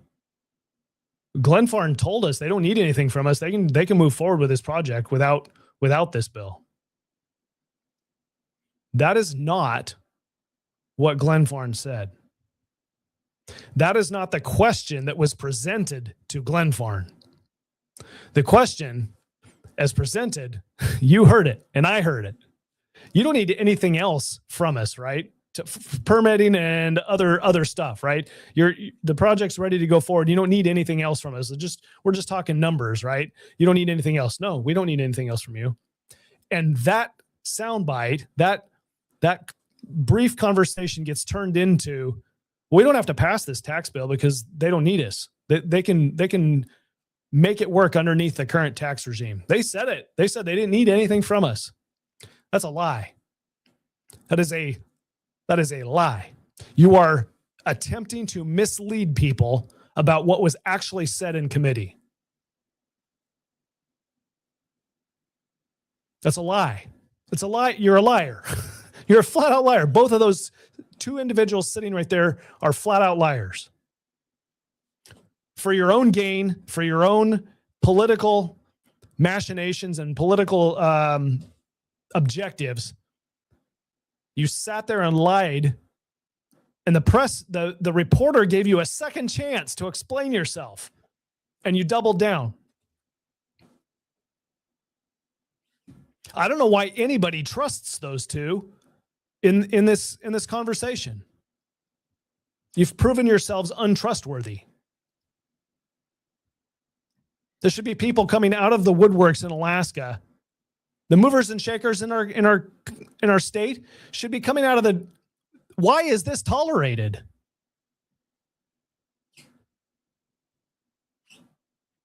Sleazy people. DOR has been assuming a debt to equity ratio of 70-30. Is that what you're assuming? I think that's a good assumption. It's within, plus or minus 5 or 10%. It will, and pardon me, Senator Wilkowski, some of these things are not final yet. And so while we're negotiating with banks and equity investors, numbers like that in particular can move and shift. And so I also want to be careful to not create an early expectation among the committee or the public. But I'd say that 70-30 is a traditional debt to equity ratio for a project like this. Follow up. Then what is the cost estimates that you're using for the gas treatment plant, the gas line, and the LNG plant? So as I've stated, we conducted the FEED on the pipeline, and so we have a updated Class 2 estimate on the cost. What we are relying on for the remainder of the project is the engineering that was performed prior to Glenfarne's participation in the project. It was conducted by very well qualified engineering and construction firms, and then we essentially have escalated that with inflation. So what are those numbers for gas treatment plant, and gas line, and LNG plant? Pardon me, Senator Wilkowski, I don't have those numbers in front of me to present right now, and I'd have to come back to you on that. Would Senator Wilkowski, Frank Richards is on. If Sure. Mr. Richards, can you articulate those numbers? Thank you, Madam Chair. Again, for the record, Frank Richards, AGDC, and I believe the number that Senator Wilkowski is referring to is the inflated numbers from Department of Revenue. Is that correct? Senator Wilkowski. I'm just trying to figure out the economics of this project because I don't have the numbers that I believe I need. So I'm asking you what the cost of the gas treatment plant is, the gas line is, and the LNG plant, the three separate numbers, the cost estimates. Understood, Senator Wilkowski, again, through the chair, again, based on what AGDC had previously provided, and I think would have been upgraded by or inflated by the Department of Revenue, was around a $44 billion project, now estimated around $46 billion. So in round numbers, again, the gas treatment plant is between 10 to 11 billion. The pipeline itself is approximately 16 billion, so that's 27 billion. And then the liquefaction facility was a little bit north of $20 billion. Follow up. Thank you. That's great. Okay. And then what is the return on equity that you're estimating?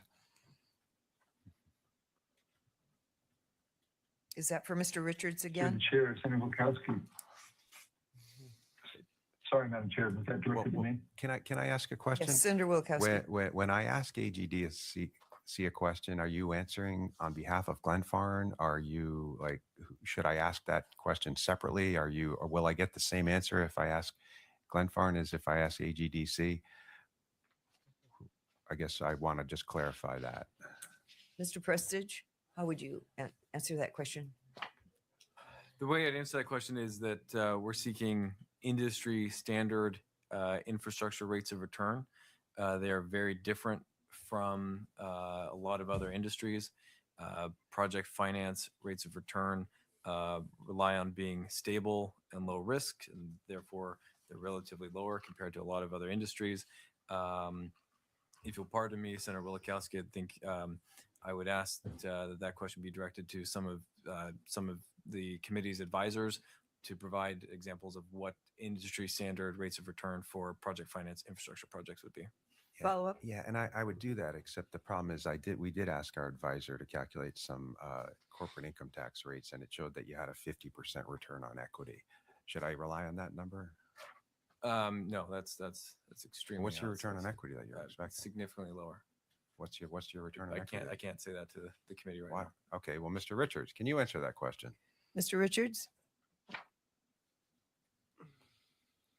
Through the chair, Senator Wilkowski, again, what we provided in the testimony from both AGDC and from the Department of Revenue was based on a 10% IRR.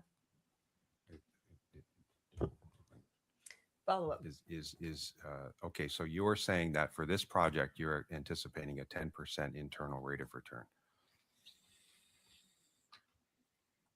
Through the chair, Senator Wilkowski, that's what we have identified in the model that has been presented by the Department of Revenue. Follow up. And so how about return on equity?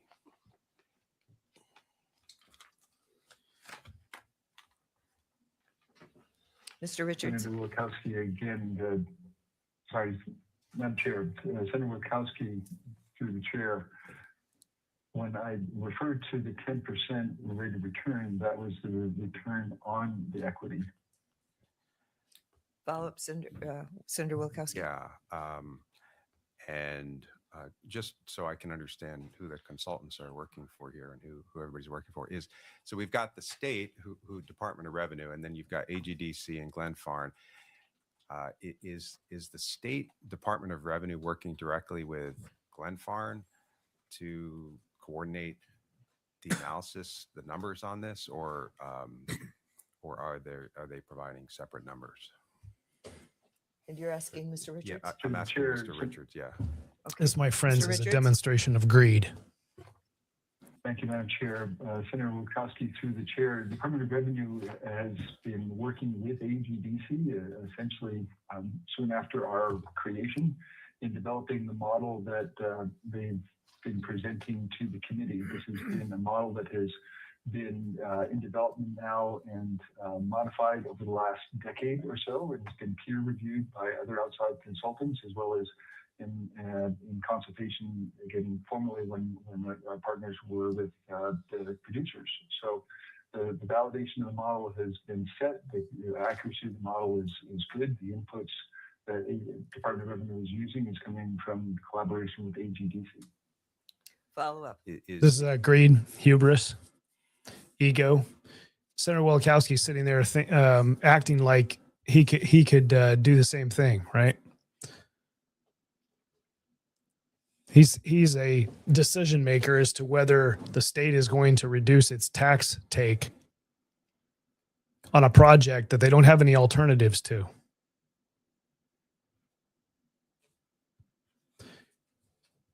The project gets you a stable supply of gas. I'm not even going to call it low cost gas because it's probably not going to be low cost unless you start exporting, right? And that's not guaranteed at this point. But it gives you at least a stable supply of gas and a path forward to lower cost gas through exportation. The value of that to Alaskans so that we don't freeze to death because we don't have enough gas in the wintertime, right? The value of Alaskans, the value of that to interior Alaskans isn't in how much money the state can make off taxes. Let's look at it from a different perspective completely and just step back to a very high level. Okay. What if the state government didn't make a dime from the project? There was no tax coming in.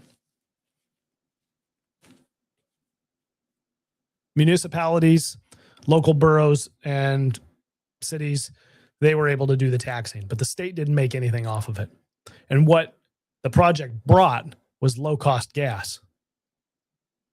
So families and businesses, and I keep saying low-cost gas. You can see how ingrained that is into my hope. It brings gas. It's probably going to be lower cost than what lower cost energy than what Fairbanks is paying right now, right?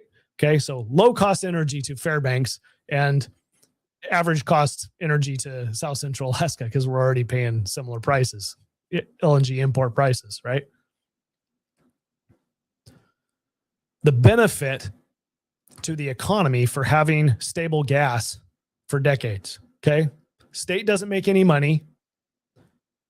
The economy is going to have a nice, stable supply of gas for South Central Alaska and interior. Is that worth it? Is that worth a project moving forward?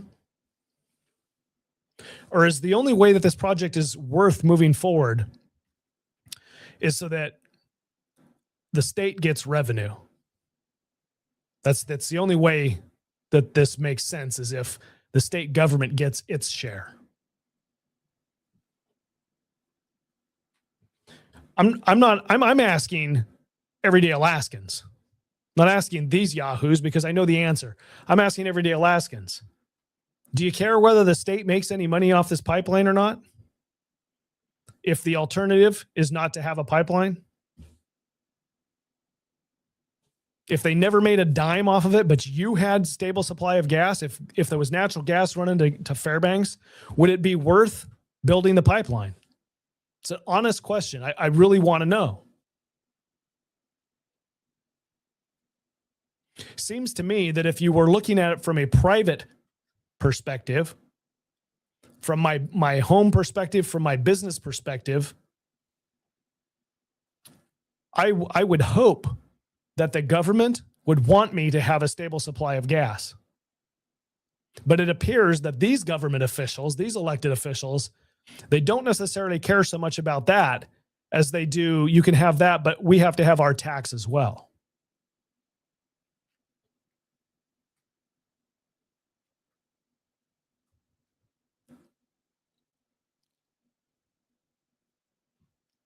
So this episode here, this line of questioning on rates of return is all trying to get their brain wrapped around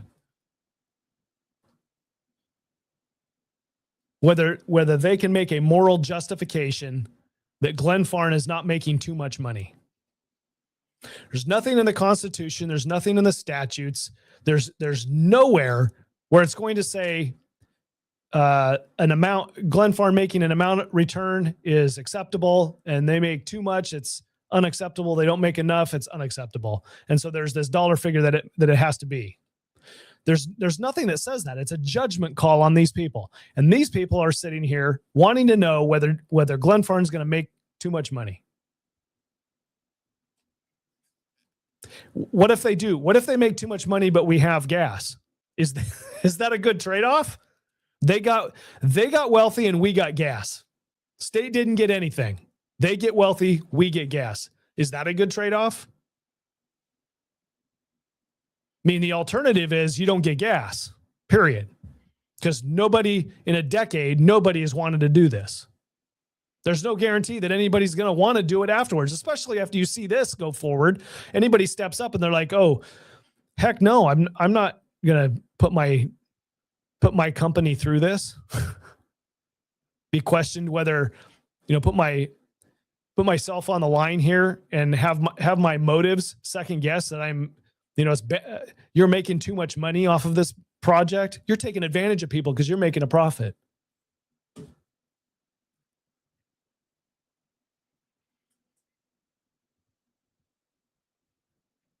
Fairbanks doesn't get gas if we import. Yeah, you're absolutely right.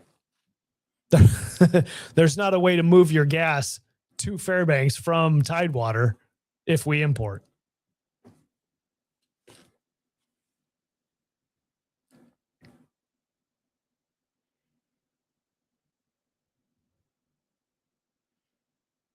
Thanks, Rick.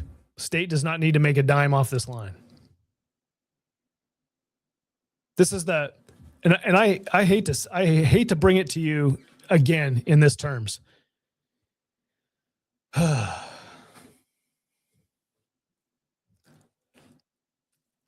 going to reach down and tap my arm like an addict, right?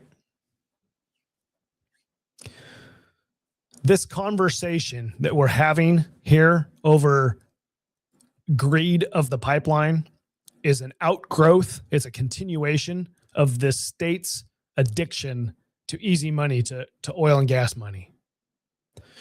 Nobody on this committee, and I would dare say nobody in the legislature, is thinking through this in terms that says, hey, if we've got stable supply of gas and if we can make it as low cost as possible, then we would see an increase in economic activity.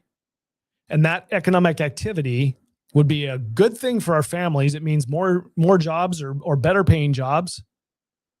And then you have more revenue to state government. But that conversation is not happening. See how it would be different? Somebody, Senator Myers or somebody here could point out that says, hey, you know what? We're going to tax this in property tax, and then we're going to tax it through a sales. Then we're going to recoup additional revenue through sales tax or income tax because of the growth of the economy based on the gas that we get. If you implement a higher property tax, then that means the cost of gas goes up and you have less economic growth. And that means your sales tax or your income tax goes down or it doesn't climb as much. There would be a corresponding conversation that the Department of Revenue would come in and they would model to this committee that says, here's all of the benefits, financial benefits that we can project for having a pipeline built. You're going to see your property tax increase. And for every dollar that you, every dollar or percent or whatever, for every amount that you increase your property tax, the price of gas comes up and your amount of sales tax or income tax goes down because of the economic activity doesn't happen.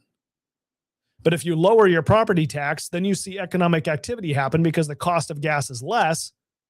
And then you have corresponding tax increase based on your economic activity.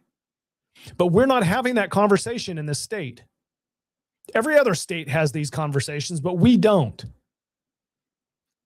At the municipal level, at the borough level, excluding maybe the North Slope borough, but the Kenai Peninsula borough, the Anchorage municipality, Mat-Su, you see more people come in and your property tax values are going to go up. Your revenue is going to go up. For the sales tax entities, more economic activity, you're going to see more revenue at the local level. But at the state level, these decision makers are not even considering that economic activity benefit because of the financial levers that they do not have at the state level. This is fueled by your addiction to oil.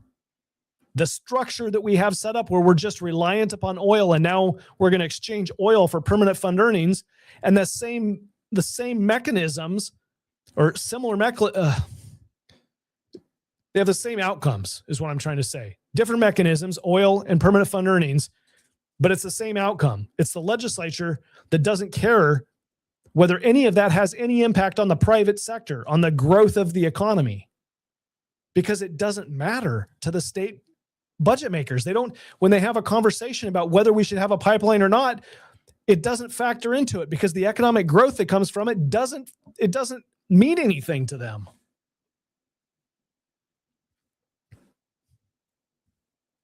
So this is why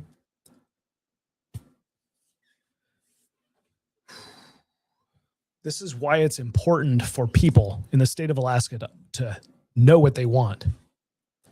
Are you just wanting to be anti-tax and live in a state where you don't have to pay taxes? Because what you're going to result in is a government that continues to do this and doesn't care about your growth, your private economic growth. You got to see the connection that exists between your economic activity and the decisions that are being made in the legislature. You got to be able to see that. This conversation at this table right here would be completely different if there were a broad-based tax in the state of Alaska and members could push back on this concept of, well, the state's got to make its biggest buck off of property tax or off of the alternative, the AVT. No, you could make some more money off of a low-cost gas and the economic growth that would come from it. And then you and we'd be in a better situation than we are now with a legislature that's ready to say, it doesn't really matter whether we have a pipeline or whether we import gas. Whatever's the lowest cost, that's what we get. That's what you want. Whatever's lowest cost.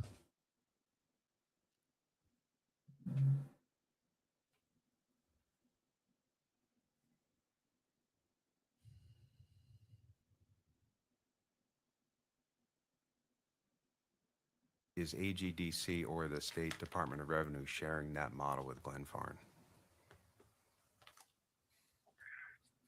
Through the chair, Senator Wilkowski, again, the outputs of the model have been shared with Glenfarne and the public. Follow up, Senator Wilkowski. So here's my concern. This is basically a negotiation, a public negotiation, and the state's trying to get as much as we can, and Glenfarne's trying to get as much as they can. And do you identify that as being a conflict when our state DOR? Do you find that as your representative's role is to go into this and get as much as the state can?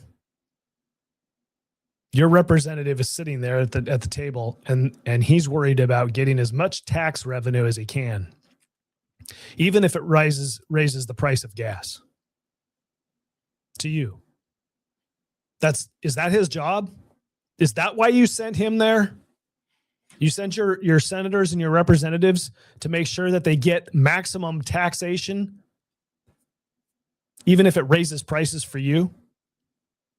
I say Senator Wilkowski's got a skewed understanding of his role as a legislator, who he actually is representing. Is he representing the state government, or is he representing the people of Alaska?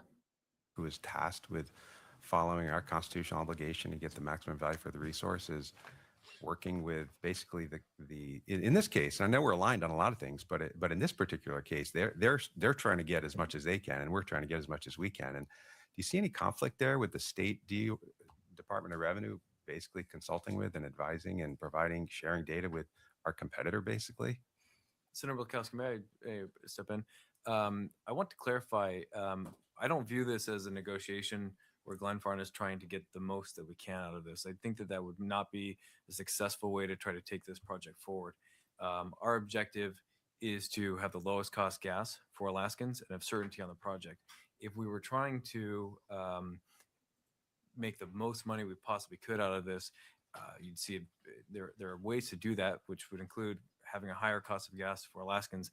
That's not what we're trying to do. This needs to be a project that goes forward fairly. The RCA will review and approve our gas sales agreement, so there's a high degree of transparency there. There's also, just want to remind everyone, the State of Alaska investment option, which allows the State of Alaska at FID to have the option to buy into the equity alongside all of the other investors. And so there's an extremely high level of transparency and financial analysis that will occur at that point.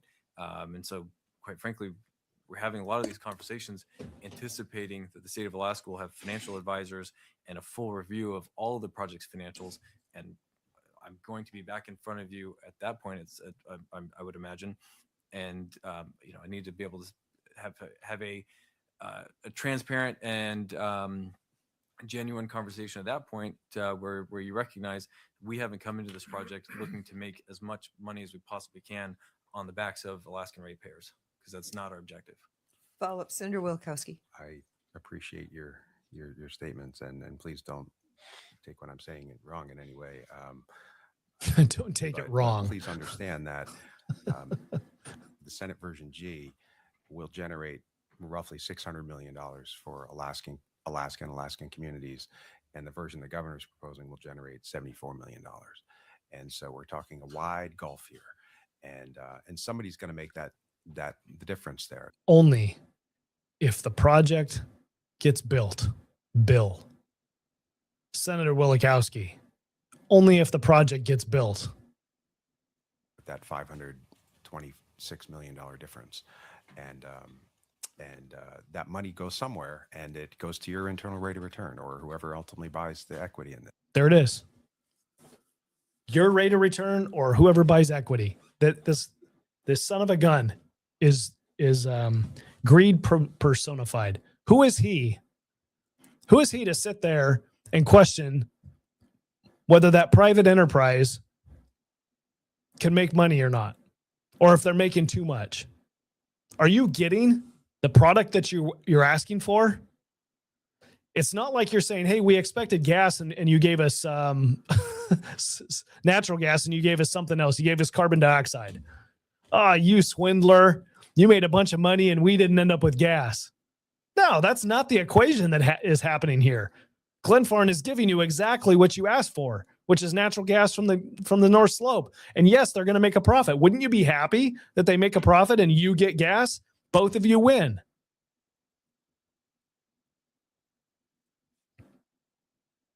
It goes to their rate of return. And It's as simple as that. So it's not. I know you're not a charity. Are you organized as a charity, a nonprofit? I don't think you are. Are you? No. And you have a fiduciary duty to make as much money as you can for your investors. Is that right? Yes. Well, I know actually I don't know if we have fiduciary duty. We're not a public corporation, but Senator Wilkowski, one more, and then I'm going to move on. So Okay. a couple other senators are waiting. Yep, I understand. What is the governor has said publicly multiple times that he expects the cost of gas to Alaskan consumers to be between $4.50 and $4.75. Is that are those accurate numbers? Senator Wilkowski, I think the final cost, the final price of gas to be delivered under the full execution of the project, which includes LNG and 3.5 approximately BCF a day flowing of gas. That's still being finalized, but what I can tell you is our contract with NSTAR does anticipate a price sold to NSTAR under a 30-year agreement if the entire project were built out, and that price is within a few cents higher than than the number you stated there. Senator Myers. Yeah, thank you, Madam Chair. So my understanding is that the conversations around the modeling of DOR have primarily been conducted by Mr. Begich. Is he online? Could he chime in on this? Mr. Begich is online. Here it goes. Mr. Begich, welcome to the committee. Senator Myers has a question for you. Madam Chair, thank you very much. And Senator, on the various comments that were made, it goes to the crux of the question that Senator Wilkowski asked. The modeling, as described by Adam and Frank, have been done by the Department of Revenue. But let me make sure there's a clear understanding of how the ATV works. The alternative tax, AVT, the alternative volumetric tax, whatever you put on that is going to the consumers. And I want to clarify a point that was just said by Senator Wilkowski. If you lower the tax, it does not go to the return or the profit or anything of this project. It goes away. It is not charged to anyone. It just goes away. That is a pass-through operational cost. So if you raise it, you are raising it on two things. It goes to the consumer. It will go into the NSTAR rate, the true gas rate, MEA rate. You pick it, they'll pay it. That's how that is done. It's an operational cost. Second, the higher you raise that, the less competitive we are when we get ready to export. Export is based on pennies on the dollar. Our competition is Canada right now. And they have figured this out and are moving rapidly to garner as much Asian business as they can in order to hold the market. On top of that, the issue that people are laying out, and I understand the concern, and I just want to make it very clear, this money that is difference between the 6 cents and the 55 cents that you all are proposing on the final project, that money, if you keep it at 6, does not go, that difference does not go in the pockets of anybody except the residents of Alaska. They do not pay it. And it also creates a competitive nature for us when we deal with the export in the future. There seems to be confusion that every dime you give up here, every penny you give up, somehow H-Star profits more. That is not the case. That is not accurate. And I want to make sure that's clear. On the modeling, and I'll clarify what Frank is saying, and that is Frank represents AGDC. AGDC, under their confidentiality agreements between them and Glenfarne, are able to give certain data to Department of Revenue, which then they model. And then Revenue takes it to one more step. As you know, with the heat charts they have presented to you time and time again, shows you variations on cost of the product, meaning the gas off the slope, and the construction costs with various cost overrun models. No cost overruns up to several 100%. They give you that to give you the variance of what could happen under certain circumstances. On the cost issue, which I know keeps being brought up, there are variances, and you've heard Glenfarne, AGDC, or say that they accept the Department of Revenue's numbers, recognizing they have done some inflation adjustments onto it. Where that lays in the future, as I've said here multiple times, specifically to specific questions by senators, that on cost overrun, they will protect the consumer on that with language. They're happy to do that. On several sections of the bill, maybe section 12 that lays out caps, that does not work. And I understand what you're saying, that the governor said certain things, just like politicians may say certain things that may not be as firm and accurate because they're in the press conference or you all are in some event. What we're saying is the price at the end of the day of the product, if everything goes as we anticipate with export lowers the cost to consumer by increasing the volume and lowering the cost of capital over the Alaska consumer. We are anticipating, based on the models, $5 to $6 in that range. But prior to that, it's just pipe. It will be competitive. It may not be exactly the same as export or import that may be required. It will be within the range of acceptable levels. The difference is very clear. If you make a decision to delay the project, two things will happen for sure. The cost of the project will go up, guaranteed. Second, the conditions we're in and the competitive nature will change radically. And what I mean by that is Canada has figured out we are their competition. First the market, control the market. We have an opportunity to do this. The conditions that we're working in will change. So I get the questions and happy to whip through some of these with you, but the caps don't work. You're setting artificial numbers.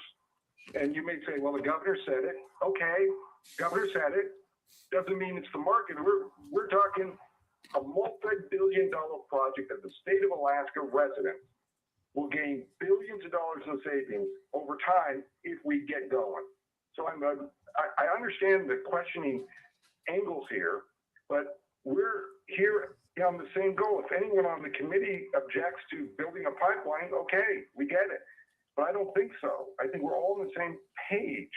And so we're here to work with you. And again, construction cost is not a bearing on the price. The price is, the ABT tax is to control the cost of the product to the Alaska consumer and to get us competitive in the world market on a project that has been kicked around, talked about, multiple versions for 40 to 50 years.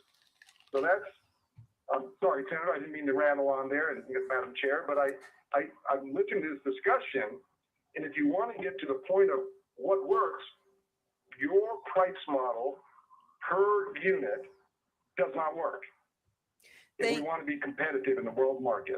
Thank you, Senator, or Mr. Begich. Yeah, please shut up, Mr. Begich, because you're ruining our day. I think Senator Wilkowski really wants to argue with Begich. Back to Senator Myers. Did you have a follow-up? Yeah, thank you, Madam Chair. So, Mr. Begich, you've identified the Canadians as our primary competitor here, and I'm curious if you have numbers available as to what the Canadians are charging to East Asian customers for their gas. Mr. Begich? Madam Chair, Senator, I'm going to turn to Frank. I know Matt has presented these in the past, and I think Adam can, but let me pause for a second if I can, and then come back based on their answer, if I can, to Adam or Frank to give some very specifics if possible. Mr. Richards. Thank you, Madam Chair. I apologize. I do not have the price that LNG Canada is charging to customers. So I'll defer to Mr. Prestige. Thank you. Mr. Prestige? Senator Myers, what I'll say to that is we have some indications, or we do have information and understanding of where the general market is for gas coming out of Canada. It's not something that I feel comfortable representing to the committee on, because I'm not, that's my purview is not as an industry analyst. I will say our view is that Alaska LNG exports can be competitive with that under the right conditions. And those conditions include the tax arrangement that we've put forward. I will note that we've heard from Gaffney Klein in multiple scenarios that the Canadian projects benefit from a lower tax arrangement than even what is proposed in the governor's bill, and so that's certainly something that I believe they use to their competitive advantage. Senator Myers, we'll submit that question to Mr. Fulford and ask him for a prompt answer. Appreciate it. Did you have follow-up? No, right now. All right. The next person on my list is Senator Dunbar. Thank you, Madam Chair. And I'll just note, British Columbia has a personal income tax that goes from a rate of 5.6% up to 20.5% for income over $265,000. With that funding, they can both give a subsidy to a pipeline project and pay for universal health care and a bunch of other things. And so, Senator Myers, if you want to work with me on that, I'm open to it. So they are able to provide a variety of subsidies with their income tax money. But my question is for Mr. Begich as well, because I know he's online. And I guess this is also for you, Mr. Prestige. And so 2 questions. The first is, we know that it's true. I mean, you said that if we increase the volumetric tax, that price will be passed on to consumers. But when the project is at full capacity, 95% of the gas will be exported. So I hope you're not, and I don't think you were suggesting that the volumetric taxes applied to the LNG portion or to export would be somehow borne by Alaskan consumers. I mean, 95% of it will go into the international market, and we hope it will be competitive. But I mean, that's certainly the case, right? And then the second question is, so Mr. Begich, you've made statements in the past, I believe you said they were taken out of context, but talking about maybe $53 billion or $57 billion for the all-in cost for the project. And I want to give you a chance to clarify that. And I also want to ask you, Mr. Prestigious, if you've done the additional feed, as you said beginning, why not share those numbers with us? I mean, if they are a bit higher, that's a good argument for this tax cut. You know, I don't really understand the what competitive advantage you get by close holding the numbers for the cost of construction when it's such a massive project and the request is for such a large tax break. So okay, so let me get this straight. The Democrat sitting at the table, he doesn't believe that the price tag that the private enterprise has said, and he's goading them to give them a higher number. And then he makes an argument that a higher number would justify a lower tax. Why don't you just give the lower tax if you think the number is higher? Why does the company have to say it? Because that's not what you're after. It's not what you're after. It's irrelevant. What's relevant to this conversation is is the project going to move forward? That's it. What can we do to make it go forward? If you're asking a question about how much is it going to cost, and they give you, it's going to be $100 billion. And then you do the math and you say, well, even if you had 20 years, 30 years, 50 years to pay off this, you'd never get the note paid off. There's no way you can make money off of it. There's no way you can it's not economical. So why would we be we having a conversation about building a pipeline if it's going to cost too much and you'll never get it paid off? But that's not the conversation we're having here. The private enterprise is saying, we've done the estimate and we think we can build the pipeline. Doesn't require the state any more money. Just keep the tax burden low and we can make this happen. What else is there to know? Unless what it is you're actually just about this Marxist greed. About that company making too much money. No, there's a couple of questions, and if Mr. Begich, if you could answer some of those, I appreciate it. Yes, Senator Dunbar. To that point, notice that they didn't argue about the 10% return. So 10% apparently is okay, but they don't trust that it's only 10%. So if it's 11%, 12%, if it's 15%, if that percentage continues to increase, does that mean that the project needs to be taxed more because the company is making a larger profit, even though you end up with gas? Be helpful if you just did one at a time. Senator Begich, do you recall what Senator Dunbar's question was? Madam Chair, Senator, I do. He had two questions for me, one on the price that I've stated, but also on how. For the record, that is not Nick Begich. That is Mark Begich. That is the uncle of Nick Begich III. Nick Begich is younger. This is former Senator Mark Begich that represented the state of Alaska at the U.S. Senate for one term. Is the volumetric tax qualified on the three components of the project? So the pipeline, for your first question, Senator, again, this is Mark Begich on behalf of the state governor's office as a contractor. The pipeline bears the cost. You're correct. What goes on the export is done to the export market. But again, when you add to the export market too many pennies, and I say that literally pennies, to the price of what goes on that product that we sell in an open market that is not determined by what we think the price is, but by the market conditions. If you put that price too high, we're not selling the volume we need, which then has a direct impact to lowering the cost to the consumer. But you're correct on the tax. The tax is on the pipeline. The pipeline is for the consumers of Alaska. But where we get the biggest benefit is when we're exporting. And if we have that price on the export too high because we've added a tax that's beyond what the market can bear, then we end up having a higher cost to our consumers because we don't get the volume. I don't know if that answers that question for you. If you want to follow up on that before I go to the second one, but I'm happy to pause for a second. They don't trust Glenfarne, and they don't trust their own advisors. They are searching for an answer that tells them that they can tax whatever they want to tax. Their own advisors have come in and given them information that says your tax rate has got to be lower than what the current rate is. Okay.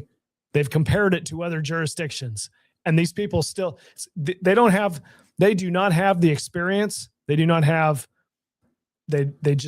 don't have the experience. They're the wrong people to be making this this judgment call. It's astounding. Senator. No, that's fine. Thank you.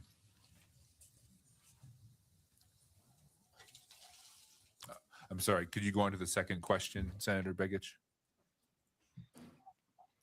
I think Chair Giesel's checked out. Madam Chair and Senator, they mute me every time I finish my last word, so I apologize. I have to wait for someone to unmute me.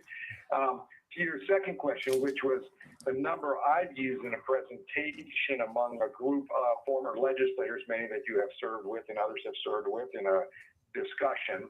It was a hypothetical based on a 25% cost increase. And I did that to understand worst case scenario in my view. This is my view, not based on an analysis done by Department of Revenue or Glenfarne or AGDC. I just took the number that you all are working on, added 25%. And why did I do that?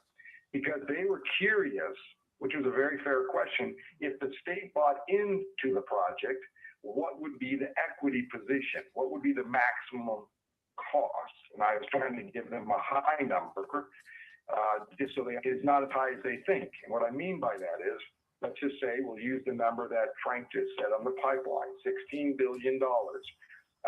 If you take that number, the assumption is, well, the state has to come with 25% of that. Incorrect. This was actually the discussion we had on that call. 16, it is not correct. You have to take out the debt, and then what's remaining is what is equity that then the state can buy into at 25% or up to 25%. I calculated just using a number to help them illustrate what these costs could be to the state if they decide to invest.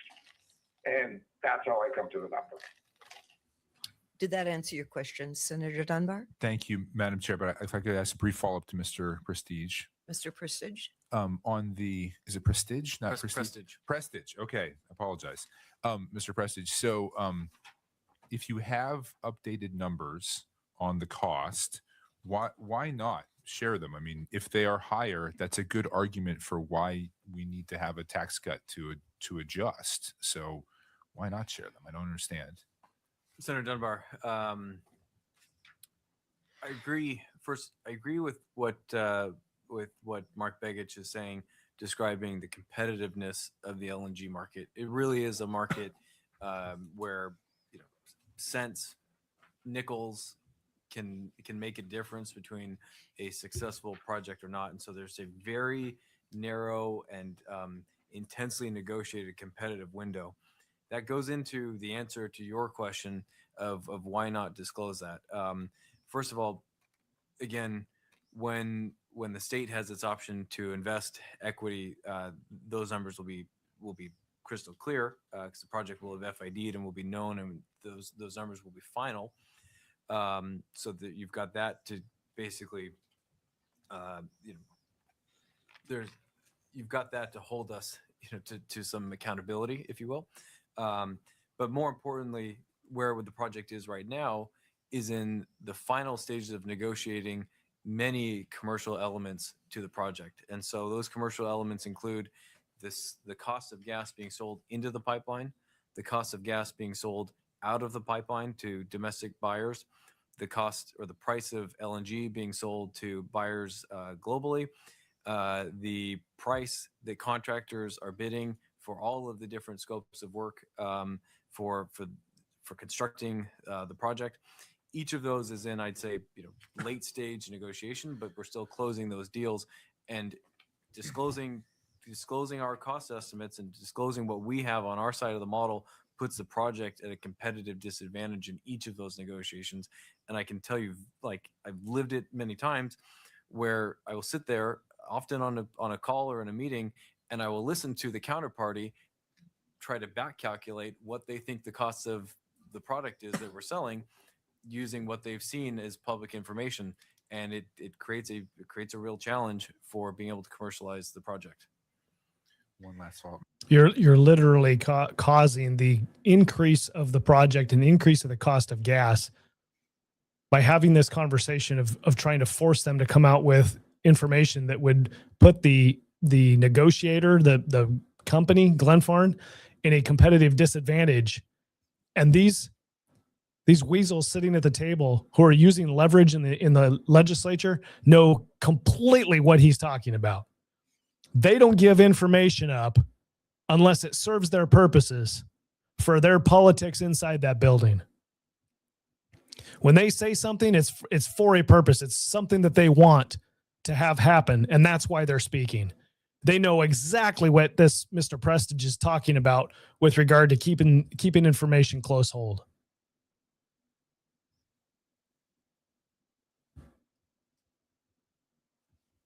This is an absurd display from these people.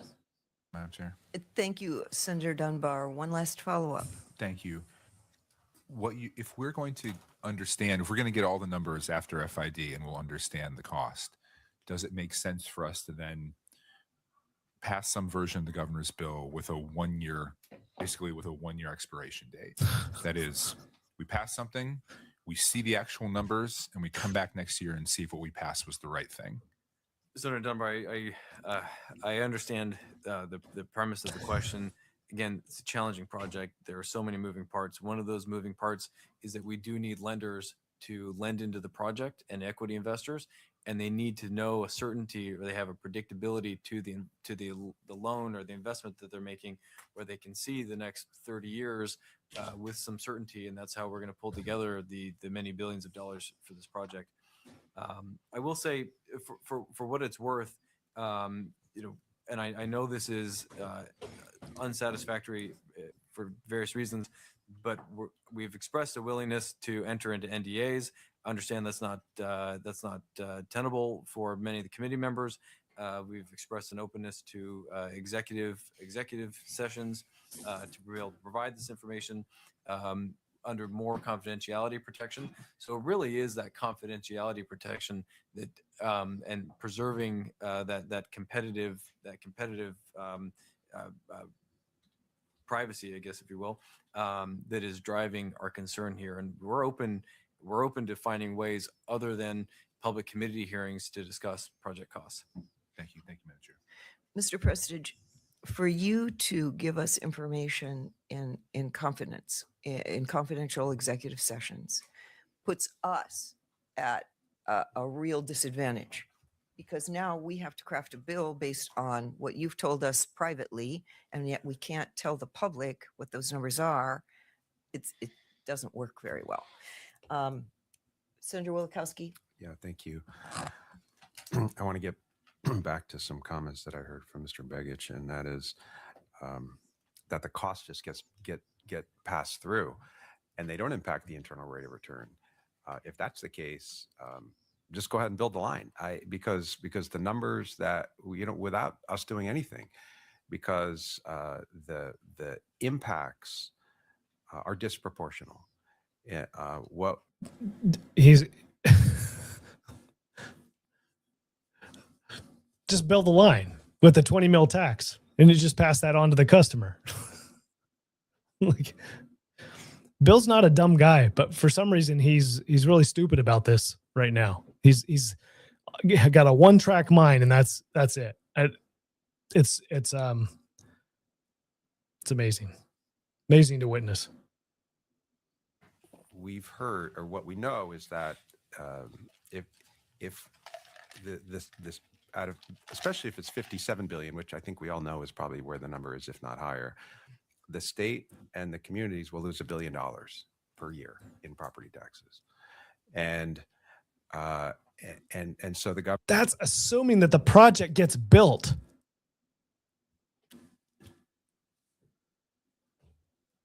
I can't believe this guy. Governor's plan would drop that down to $74 million, and the state share of that is $300 million, roughly, and so that comes out to every man, woman, and child in the state of Alaska giving up, whether it's in a PFD or whether it's in education funding or snowplow operations, roughly $500 per Alaskan. In exchange for what we've heard from DOR is 43 cents, a 43 cent cut per MCF, and we've heard we got my office contacted NSTAR, and we found in communication with them that the average Anchorage consumer uses about 128 MCF per year, and so when you multiply 128 MCF by 43 cents, that comes out to $55 a year. The state of Alaska is asking us, or the governor is asking us, to give up $1 billion for our communities, for the state of Alaska, $300 million for the state, roughly, for $55 in reduction in fuel prices. The average family of four, and that's no, he's asking you to give that up because it doesn't get a project built. He's asking you to give it up so that a project can be built, so that we can have gas. See, the logic here doesn't work, because you're assuming that whether it's Glenfarne or whether it's some other company, the pipeline's just going to build itself regardless of what your tax rate is.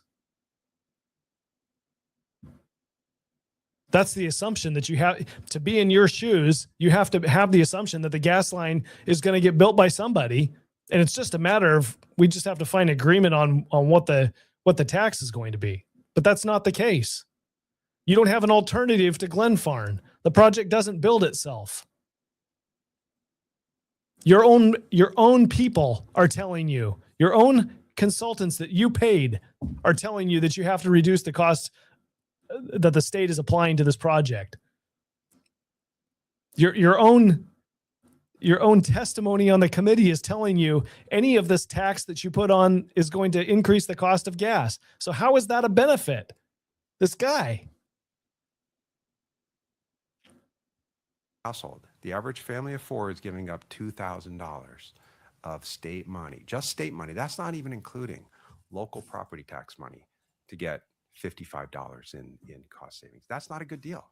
And so from my perspective, I feel perfectly comfortable going back to my constituents and saying, you know what, we'll take the gas instead of at $4.50, tack on 43 cents. So it'll be $4.90. That'll still be great. We'll still take that. But we're going to save $1 billion in property taxes. I think that's a good deal since it doesn't impact your internal rate of return. It doesn't just gets passed on. Go ahead and build the gas line. And I feel perfectly comfortable going back to my constituents and say, you know, we'll pay 43 cents more, but you're going to get $500 per person more in value. And the communities will get a heck of a lot more than that. My question, Madam Chair, is the cost. So I want to break this down. So cost of gas. What are you estimating the cost of gas to be that you're able to purchase it off the North Slope? Senator Wilkowski, I believe public cost estimates for gas off the North Slope have been in the range of $1.50 per MMCF. Follow up. Okay. And then what are you projecting the cost of the tariff in phase one for the gas line and the GTP plant? Senator Wilkowski, that's not a number that I believe we've made public yet. That number would be made public once we have executed an agreement with NSTAR, and that agreement has been filed with the Regulatory Commission of Alaska. Okay. Follow up.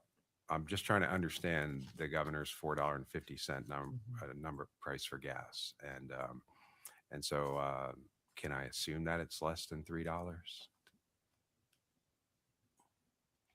under the full execution plan, the full utilization of the project? Yes, in that range. Follow up. But that's not what the governor said. He didn't say in his piece that he put out that it was in phase two. He just said you're getting gas for $4.50, $4.75. He didn't delineate between phase two. Are you saying that the governor is wrong and that you don't get that in phase one? Is it higher than $4.50 or $4.75 in phase one? Senator Wilkowski, I don't recall the governor's specific comments. I think the model we've designed is a model that delivers gas to Alaskans under a phase one pipeline. It gets the pipe built, and then once the LNG facility comes online and utilizes the full capacity of the pipeline, then the transport cost per unit on the pipeline goes down significantly. Follow up. So what is the cost to Alaskan consumers under phase one? So, Senator Wilkowski, that will be submitted to the Regulatory Commission as soon as possible. Follow up. I'm wondering if Mr. Richards can give us a number. What is the cost estimate? We've heard from the governor, it's $4.50. He didn't delineate between phase one or phase two. What is the number to Alaskan consumers for phase one gas? To the burner. What matter does that have to whether or not you're going to agree the volumetric tax? Doesn't matter. Tip at the consumer's home. Mr. Begich.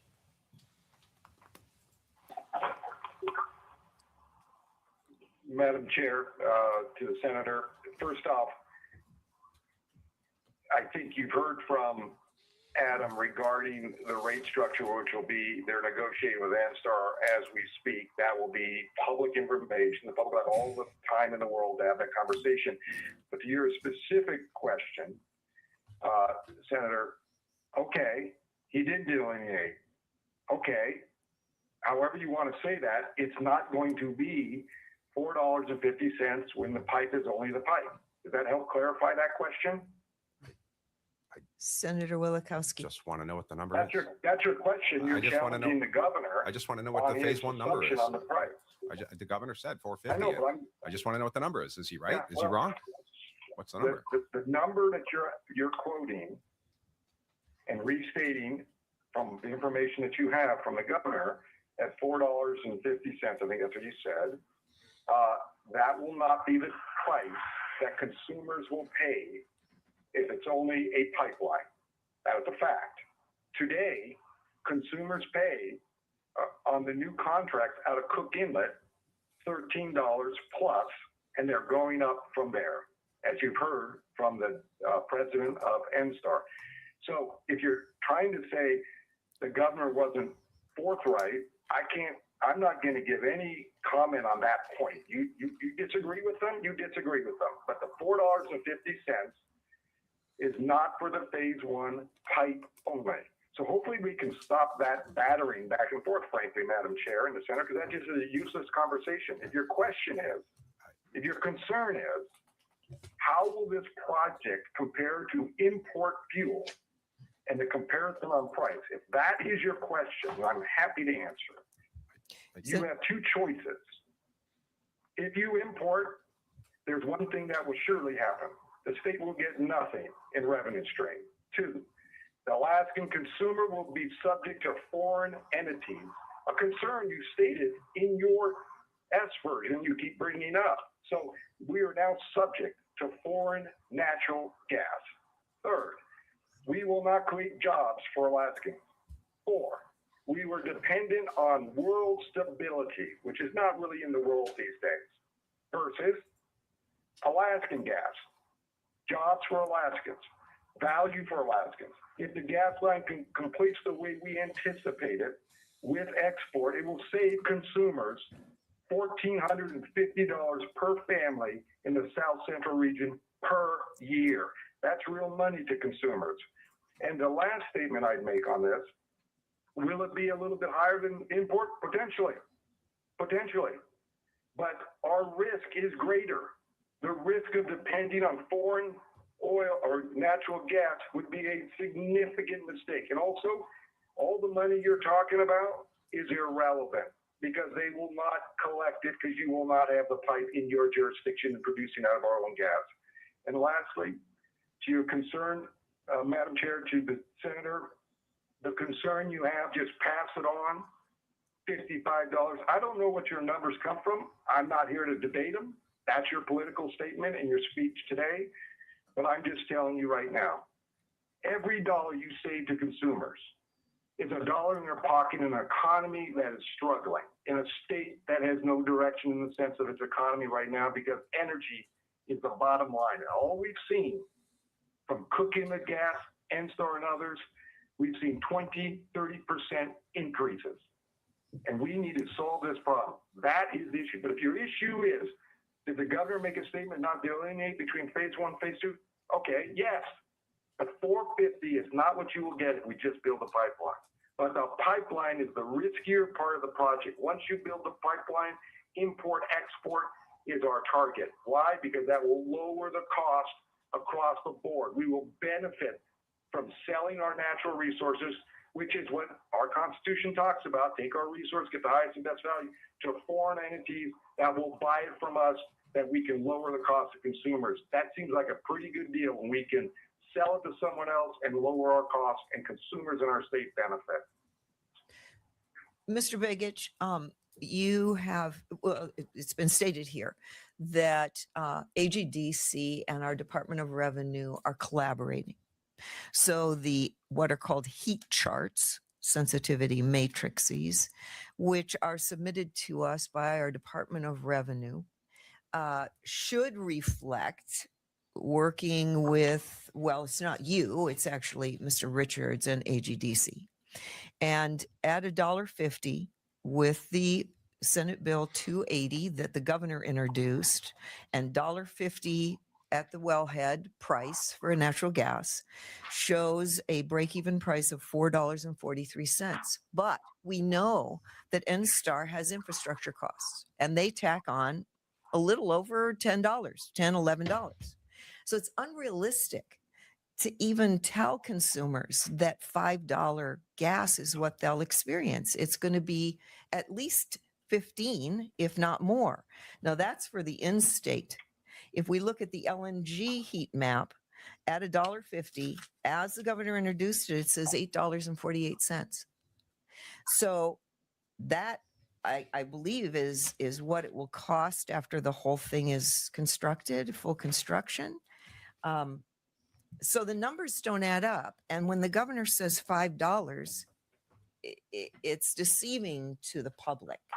So that's what we're trying to get to here. What is the actual cost that the public, what's the realistic cost for the public? Senator Wielechowski, did you have follow-up? I did. Yeah, thank you.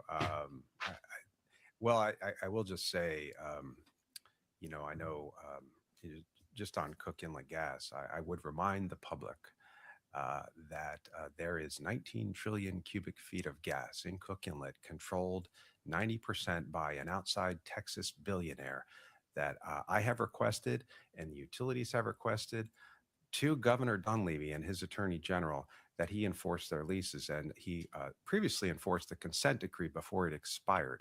That was the real answer to how you get low-cost gas in Cook Inlet. You have a governor who did nothing and let a Texas billionaire control our Cook Inlet gas. That's predicament one. Predicament two was we had 400 to 500 megawatts of renewable power lined up all up and down the rail belt via tax credits from the federal government that were yanked by the president of the United States. And our congressional delegation did nothing to stop that, by the way, nor did Governor Dunleavy, costing us 400 to 500 megawatts of power, renewable power, all up and down the rail belt that would have solved a lot of our gas problems. That said, we're basically, the governor took a gun and pointed it at our heads and said, you're going to have to do this gas line project and pay exorbitant prices. That's why we are where we are. And so all I was asking, Mr. Begich, was the governor said $4.50. What is the phase one number? That's all I'm asking. I just wanted to know from you or from anybody what the phase one number was. Senator Clayman? Wielechowski, if I could- Gas at the burner tip. Just a simple question. Just give me the number. Tell the people of Alaska what the number is. Mr. Prestige? Senator Wielechowski, I think earlier in this session, you mentioned these numbers, and I have, I've explained that in phase two, our contract with NSTAR anticipates the cost of gas lowering to a number that is not far off from that $4.50 range. Okay, so listen, folks, the reason that we're having problems with quantities of gas out of Cook Inlet is because we only have a couple of producers. Wells are expensive to drill. The gas is there. Wells are expensive to drill. It's hard to find the gas. Risk is that you drill a well and it is dry. There's no gas there. Got to be able to recoup that cost that you just drilled a well. You don't do it for free, right? You run out of capital to do that if you're in that kind of a business. That's only something that the government can do, is just waste a bunch of money. In private industry, you can't do that very often. You go out of business. The reason that we do not have more producers and more activity is because we have a structure in the state that fixes the price outside of what the market would demand. Alaskans, we have created this problem through our government. The RCA, the Regulatory Commission of Alaska, is there as a watchdog authority to make sure that we don't get gouged by the evil gas companies.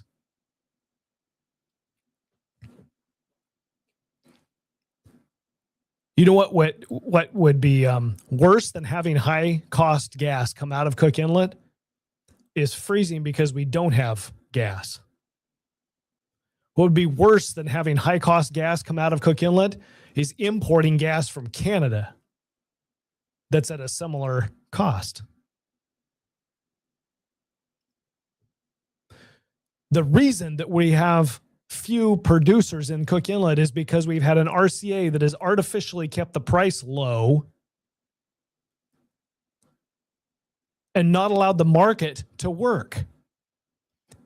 But that means if you took the RCA out of the equation, that means we would be paying more for gas, and we would have been paying more for gas all along. But that would have meant that there would be people out there working to find more gas because it would remain profitable. It's remained profitable for Hex. It didn't remain profitable for other companies because companies have different profit structures. They have different decision-making processes and different debt limits and all of that. It's all different, individual. But if Alaska were to allow the market to dictate what the price is, then we would end up paying more for gas, because that's what it would cost to get it out of Cook Inlet.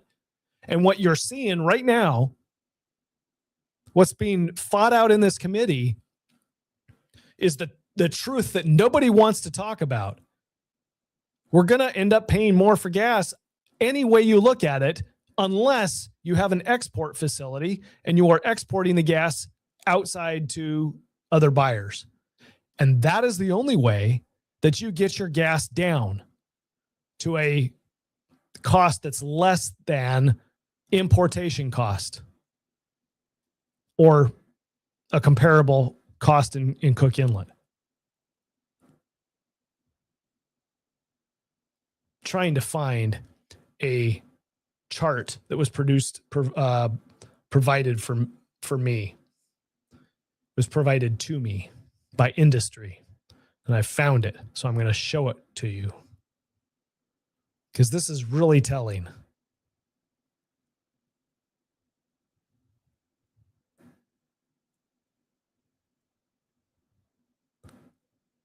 Okay, here it is. I'm going to make this as big as I can here. This is provided from Hex Fury, producing natural gas in Cook Inlet. This information, if you can see it on the screen, this information is provided, the numbers are provided by our federal government. This is numbers that are reported to the EIA government agency. Okay?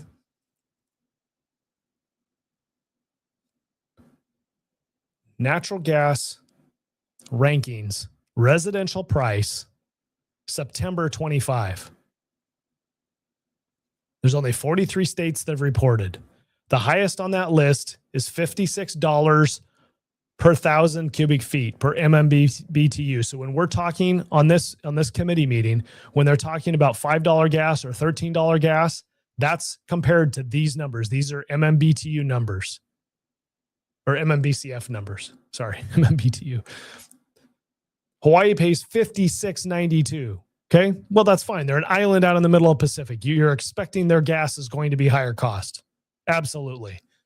Idaho pays $8. Alaska, we're $13.95. What we just heard on the committee. We're 33rd highest. So this is the point that I'm getting at, is if the market was allowed, you look at all these other dollar figures, these all higher costs in states that are probably charging taxes that are driving up the cost to people, the prices. Producing gas in the lower 48 is a lot less expensive than producing it in Alaska, but they're still got high prices.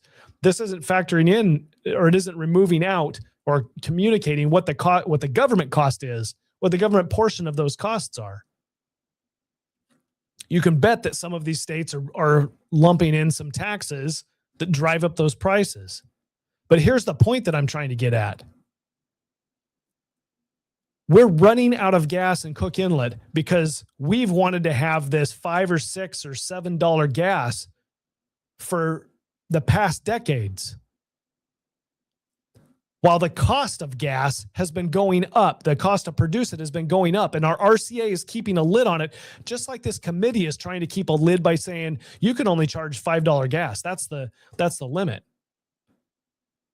Okay, well, if it's not economical to produce it at $5 gas, then you don't have producers.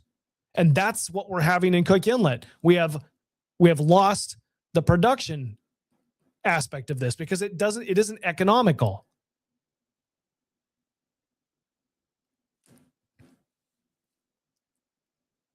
How does Idaho get $8 gas? That's a question we should be asking. How do they justify it? How do they get that?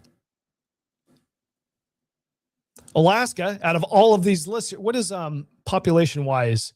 I'm looking for the Northeast.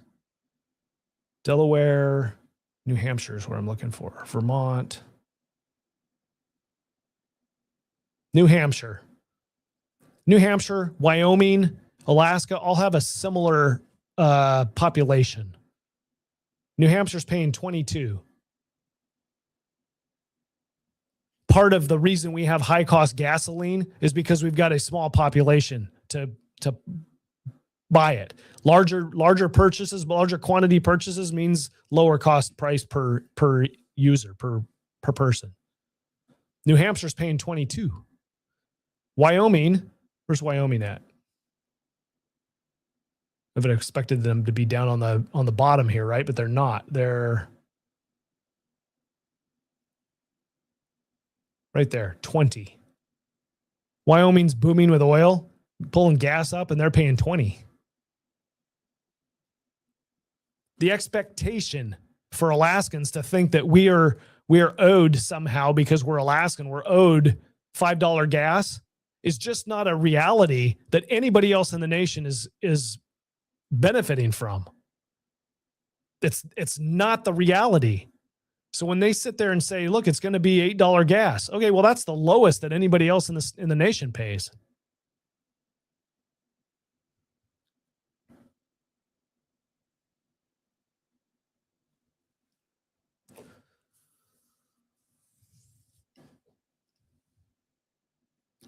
New Hampshire's got 1.4 million people. Is that what you said, Rick? Yeah, maybe I'm off on the population. I know that the lowest population states are Wyoming, Alaska, and I thought it was New Hampshire, but maybe it was Vermont. I don't remember.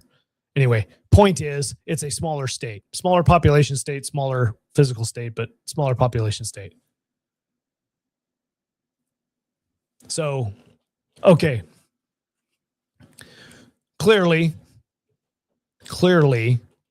Senator Wielechowski is off the rails. Like his emotional outburst is acting like a child here, is pulling back the curtain, and he's expressing his ulterior motives for why he's so hard on this project, because he wants something different. He doesn't want this project to go forward. He wants his way in things that he didn't get his way on. Alternative energy. He wants to get rid of oil and gas completely. He's lying through his mouth to you.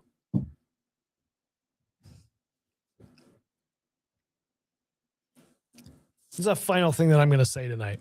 You can thank. So you've got Senator Myers and Senator Rauscher, which Rauscher didn't start the session in that seat. Didn't start the legislature in that seat. He was over in the House, right? Okay. But you can thank Senators Bjorkman, Senator Giesel, Senator Stedman, Senator Stevens. I'm listing off all of the quasi-Republicans. You can thank all of them for this group of Democrats being in the majority. Count them on the committee. I guess I got to share the screen here because I'm looking at them.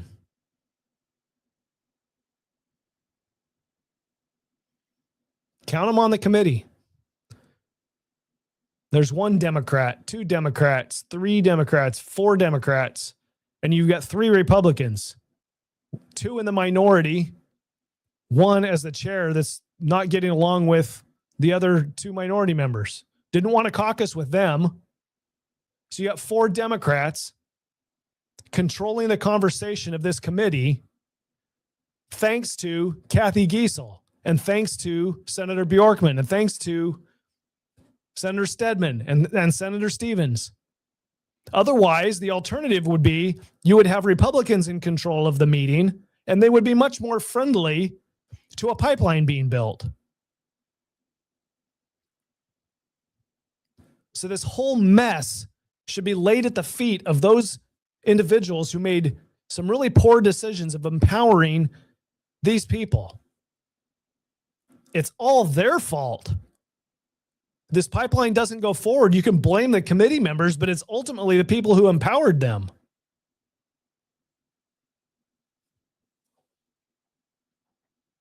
You knew, voters on the Kenai Peninsula knew this was going to happen. They should have known. You send Bjorkman down there instead of sending me down there, and you're going to get this. I'm not going to empower these fools. You made your bed. Now you're going to have to sleep in it. If the pipeline dies, you did it to yourself.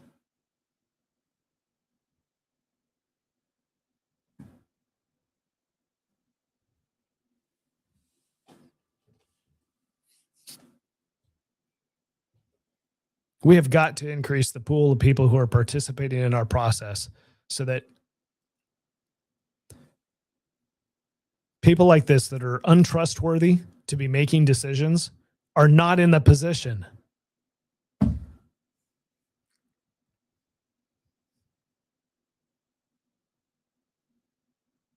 It is it may be too late. You may end up with a defined benefits bill and this pipeline project one for one, quid pro quo. I think it's highly likely that that's what's happening.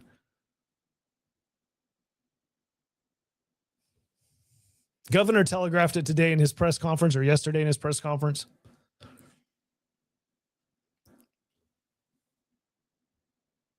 I think that the fact that they've got a second committee substitute is a realization that if they want their defined benefits bill, they got to figure out a way to play ball with regard to this AVT, volumetric tax.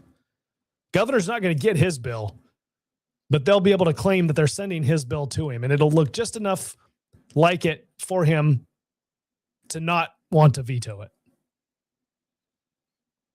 Anyway. All right, folks. I've got some things coming up the rest of this week. I think I'm going to be able to do a show tomorrow, but Thursday and Friday are questionable. Not sure whether I'm going to be able to. We have the Republican Party convention happening down here, and I'm not entirely sure whether I'm going to be able to pull away and make it to the show. My preference would be I would come to the show, but I'm kind of obligated. So if I'm not on air, that's why. We got other things going on.